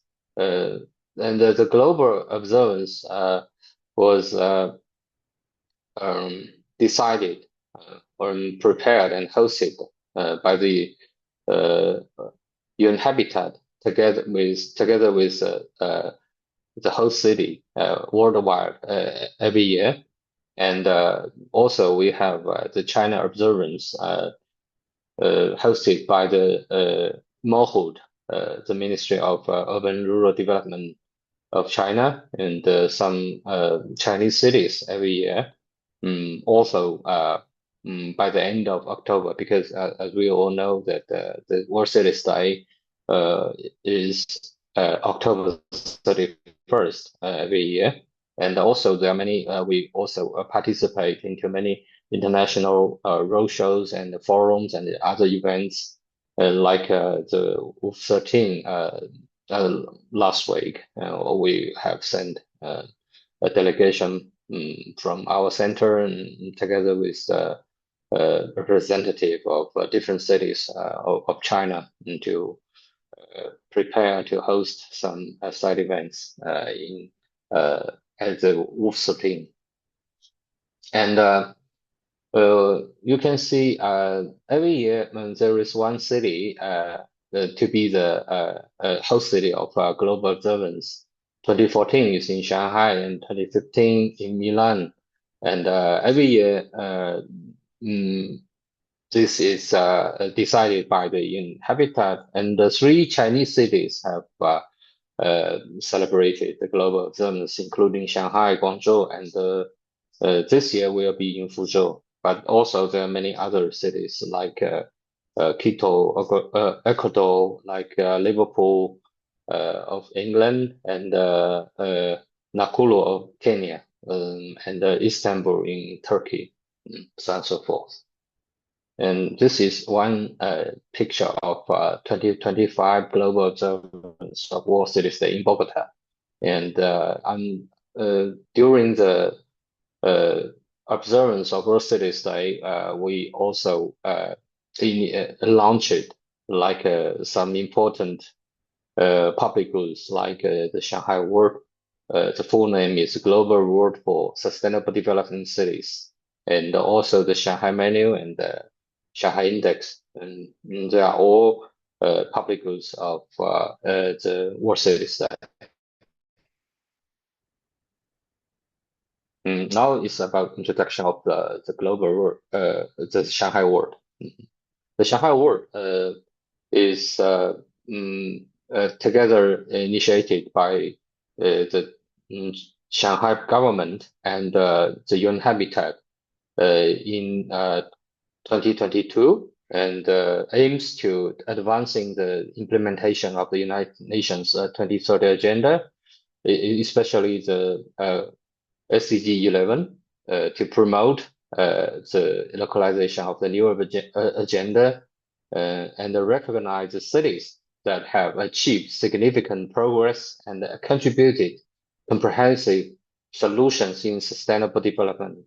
And 2 things I want to emphasize. One is this award aims to recognize the cities. It must be cities who can apply for the Shanghai Award, and also the main reason for gaining the award, or to be encouraged those cities who have achieved great progress in the past latest 5 years, for example, and so that's why many cities in the developing countries who can apply, and they have chances to be awarded by the Shanghai Award. And this is the winning cities list of the first cycle of the Global Award for Shanghai for the sustainable development in cities. I can find 5 cities from 5 continents, the Fuzhou city of China, the Georgetown in Malaysia, and Salvador in Brazil, and Brisbane in Australia, and Kampala in Uganda. And this is the first awarding ceremony of the Shanghai Award in Shanghai, and our Vice Premier has participated into the awarding ceremony in 2023.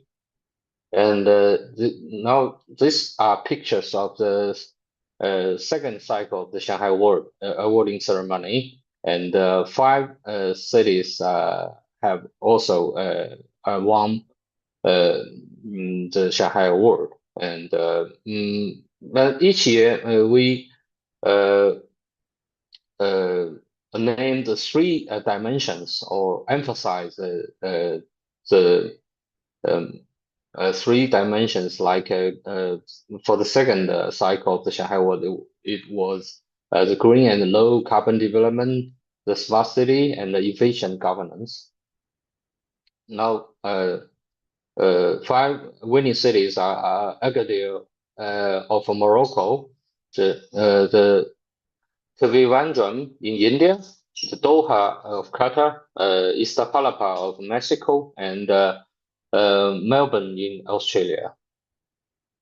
And now we can see the winning cities of and the key areas of the third cycle of the Shanghai Award.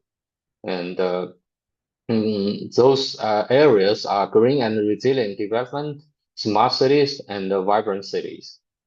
And those winning cities are Algiers of Algeria, and the Seoul of Republic of Korea, and Medina of Saudi Arabia, and Bogota of Colombia, and Espoo in Finland. Now we are calling for the applications of the new the 4th cycle of the Shanghai Award. And you can find our on the website of the Shanghai Award by www.shanghaiaward.org. And now we can see the priority areas are adequate housing for diverse needs. And this year, the housing are very important. And the second area would be the urban regeneration. The third area is resilient infrastructure, responding to climate change. And the last one would be the multi-stakeholder participation to strengthen urban governance. And there are 4 criteria. One is impact and proven impact on implementing the 2030 agenda. And the second criteria is the sustainability, the strategies and plans and actions which are underpin the long-term implementation of those important strategies, and innovation as well, and adaptability, the extent to which cities experience can be adopted or scaled up by other cities in similar scenarios. And you can go to the website and to sign in, and all the procedures can accomplished on the website. And the benefits, the winners will be presented with a plaque and atrophy, and the outstanding practices and the achievements from the winning cities will be added to the best practices database of the New Urban Agenda platform and the Shanghai menu, and the winners will be invited to attend important international events such as World Cities Day observance and World Urban Forum. And there are also other public goods I will try to shortly introduce. The first one is the Shanghai menu. Is also one initiative of which was proposed 15 years ago together with the Shanghai menu in the Shanghai World Expo. And each year there will be an annual report with a different annual theme. And we have already published altogether 11 editions of the Shanghai menu. It's shortly speaking, it's a annual report of the different cases of urban sustainable development in different dimensions like economy, environmental protection, and the social equalities. And also we have the global urban monitoring framework. The Shanghai Adapted Index is also an index together prepared, studied by the UN Habitat and the China side. And the Shanghai Adapted Index refers to a significant international index of evaluating the level of urban sustainable development in countries worldwide. And is developed based on the global urban monitoring framework of UN Habitat, and serves as a comprehensive index system encompassing economic, social, and environmental dimensions. And then now we have invented a comprehensive monitoring framework of the Shanghai Adapted Index, including 47 index, and also different thematic index affiliated to the Shanghai Adapted Index. And all in all, we have Shanghai Award and the Shanghai menu and the Shanghai Adapted Index and some other public goods. They all invented and developed in the platform of the World Cities Day.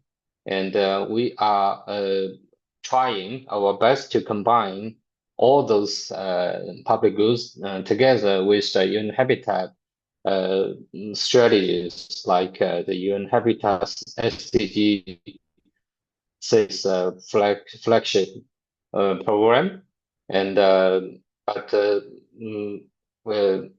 they are connected very systematically. For example, the Shanghai Index will be used to assess the sustainable development performance of place cities, and the winning cities of the Shanghai World have been officially included already in the Shanghai menu as a special chapter. And the Shanghai menu will serve as a platform for showcasing World Cities Day public goods, providing opportunities for cooperation and exchange among all parties through case studies, policy recommendations, research and training, and the forums and the conference and other means. It will play an even greater role in expanding the influence of World Cities Day. And thank you for your attention. That's all. Thank you so much, Dr. Jian. It was fantastic to see the initiative that Shanghai is leading and the possibility of our cities participating into this initiative. Is it okay if we take some questions? Do we have any question from our honorable mayors to Shanghai?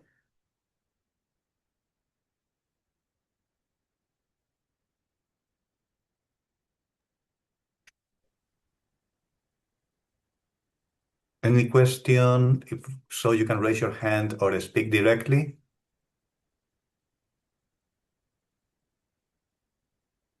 Or if not, thank you so much again, Dr. Jian, for this presentation. Okay. It was a real honor to have you here. And I Okay. hope Thank you that, for having me. Mhm. yes, and I hope Okay. our cities will submit their nominations, hopefully. Okay. Thank you. Thank you so much for your Yeah. time. Bye-bye. Bye-bye. Bye-bye. So now we are gonna go directly to the final segment of today's module, which could be the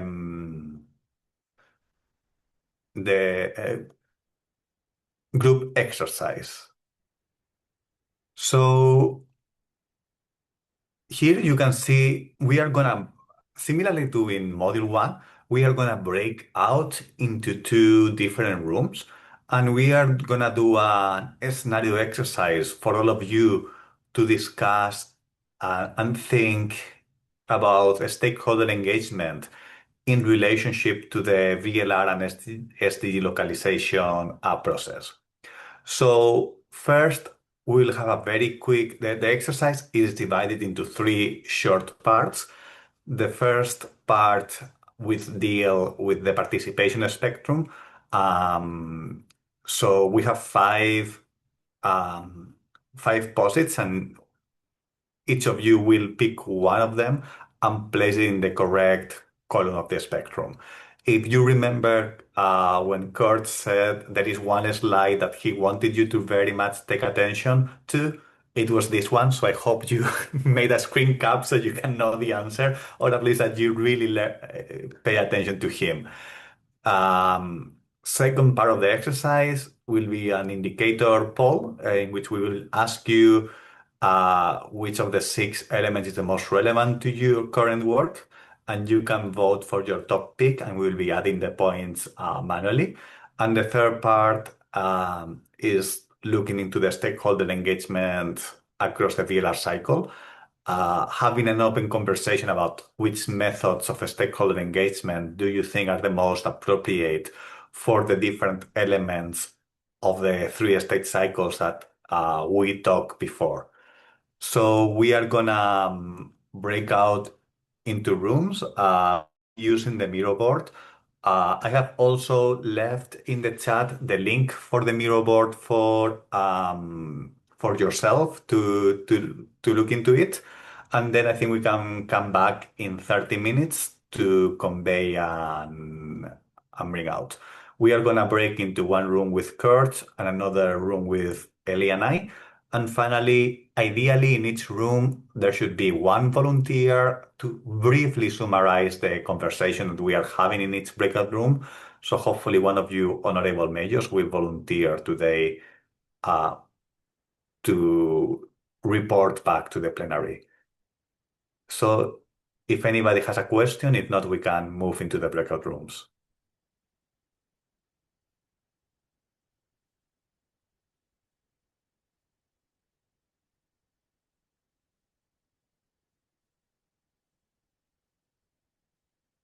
Okay, so see you in the breakout rooms and see you later on here back.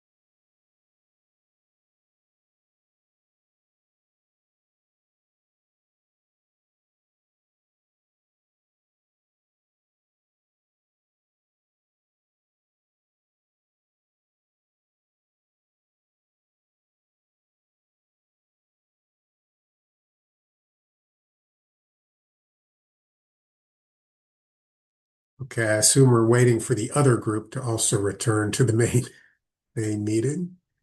But I think the key message from this exercise is that stakeholder engagement should be considered throughout the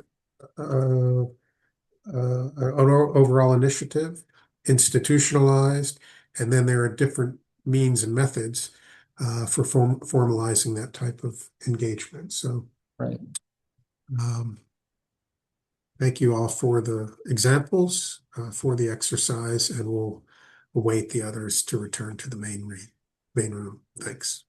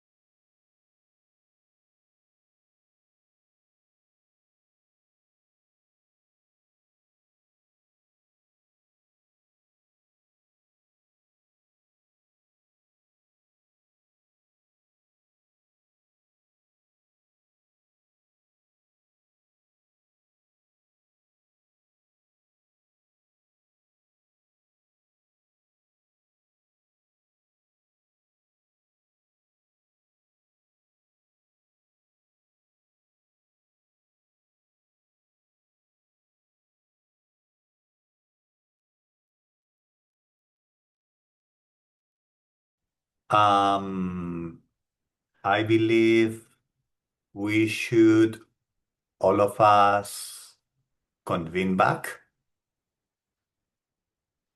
So let me share again the screen, and I think we can start with group one with Kurt.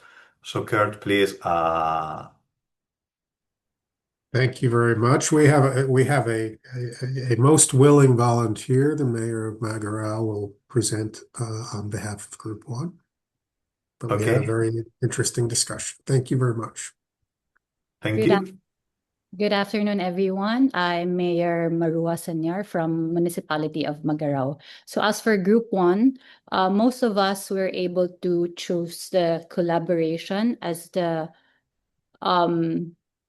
as our city's current engagement. So it is to partner with the public in each aspect of the decision, including the development of alternatives and identification of the preferred solutions. So 3 municipalities or cities have chose this collaboration because as for Municipality of Magarao, we conduct town hall meetings in every barangay, and also quarterly we do held municipal advisory council and the municipal development council, wherein each stakeholder, the civil society organizations, our private entities, are well represented during these meetings. So we were able to collaborate with these organizations, the private sectors, in so that they can also identify and provide solutions as to the project of each community. As for the second part, I think most of us were able to identify as the most important for the current context or an ongoing project in our city is the integrating economic, social, and environmental perspective, and also the building understanding and collaboration between stakeholders, because it is very important that we do collaborate and understand each stakeholder groups, and also what are the effects of this collaboration in terms of the economic and social environment perspectives. As to the last, for the stage 1, the planning and localization, awareness raising, and goal setting and target development. So we have indicated the town hall meetings as the stakeholder engagement approach. For the action planning, it's the coordination through locally adapted meetings. For the stage 2, the implementation, we were able to identify barangay assemblies. So as stated earlier, barangays is the smaller unit here in our municipality or each city.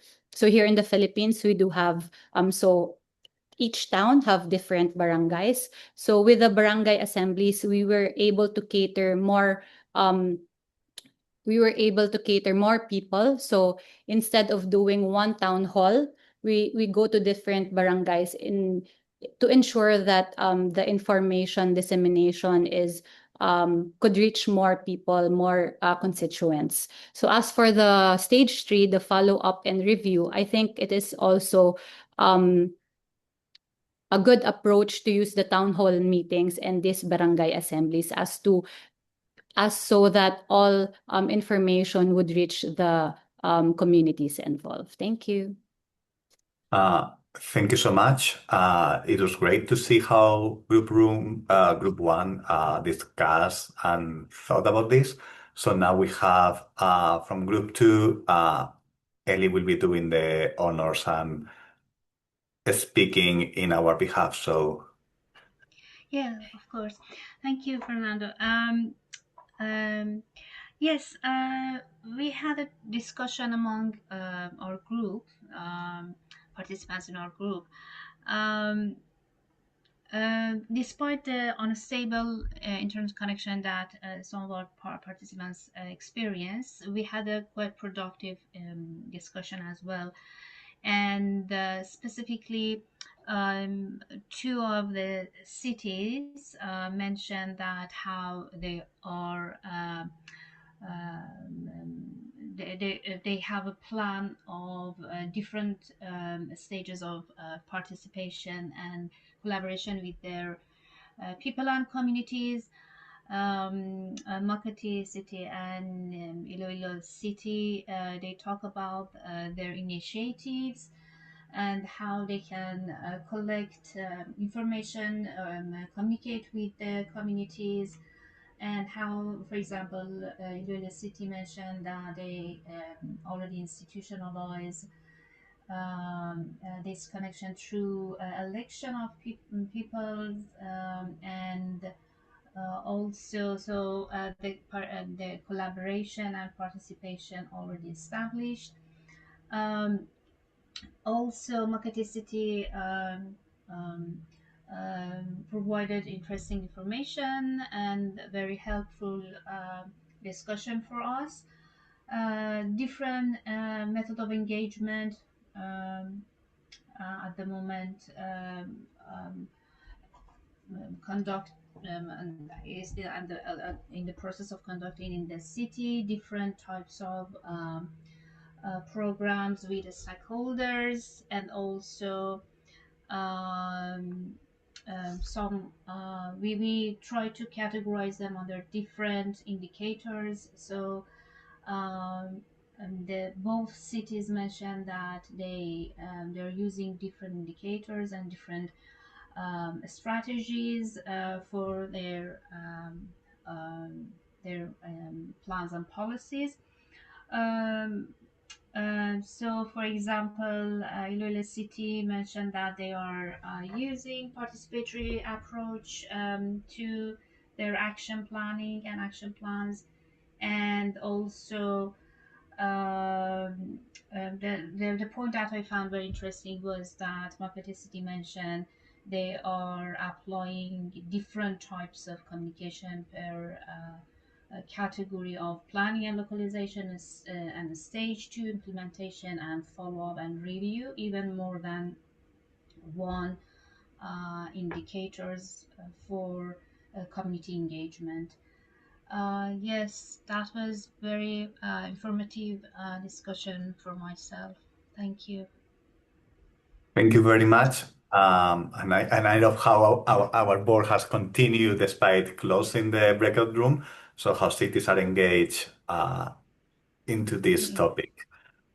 So we have 5 minutes left. I would just, if anybody has a short question or a comment they would like to do. If not, we will go into closing the module and starting and introducing the next one. So this is your final opportunity. Today, the final opportunity. If you have any question, please raise your hand or any comment. Okay. If not, we can have a short introduction to the next module and importantly, the homework. So we are done with the first part of module 3. So the next module 3B will deal with urban and territorial planning. And Ellie will be leading next module, introducing and doing the presentation. So you can see here that will be the overall contents of the module, and more importantly, because you will receive all the information, let's talk about the homework. So today, each city has presented the challenge you will be tackling through the initiative to be developed in the Majors Academy. So each of you has identified already one question related to, with some several cases, with waste management, disaster risk reduction, etc. So for the next module, we are going to ask you to think what vision is going to guide the development of this strategy. So the key question you need to address could be how you are going to implement or how you are going to guide this addressing this challenge. And you are requested to kindly make only one single slide demonstrating your vision with an illustrative photo of your city. So, for instance, this is a real example from one of your fellow mayors from last year cohort, the city of Hulu Selangor in Malaysia. So first, they have the key topic and the challenge they wanted to address, which is the regularization of campsites in the city to ensure environmental protection and visitor safety. And the vision was to create a safe, healthy, and trusted ecotourism environment in Hulu Selangor through the regularization of campsites anchored by the principle of the 3 Ks. Keselamatan, safe, Kesihatan, healthy, and Keyakinan, trusted. So you can see here, this is an example of what you are supposed to send us. A photo of your city with the key idea underlying how you plan to address this challenge, this vision. So thank you very much. I would like also to, before we close down, for Ellie to give a final also remarks and goodbye, and then I think we are good to go. Thank you, Fernando. Thank you very much. And thank you to you all, honorable mayors, for your participation and for the very informative information you provided during the session. And also I appreciated the team, the organizing team, and Kurt for your support and your help. And hopefully see you all in the next meeting in 9th of June. Thank you. Okay, so thank you very much, everybody, and have a nice rest of your day. Thank you. Thank you. Thank you so Thank you, much. Fernando. Thank you, Ellie. Thank you, everyone. Bye. Segment libur sudah tertulis gitu. Bye-bye. Sudah.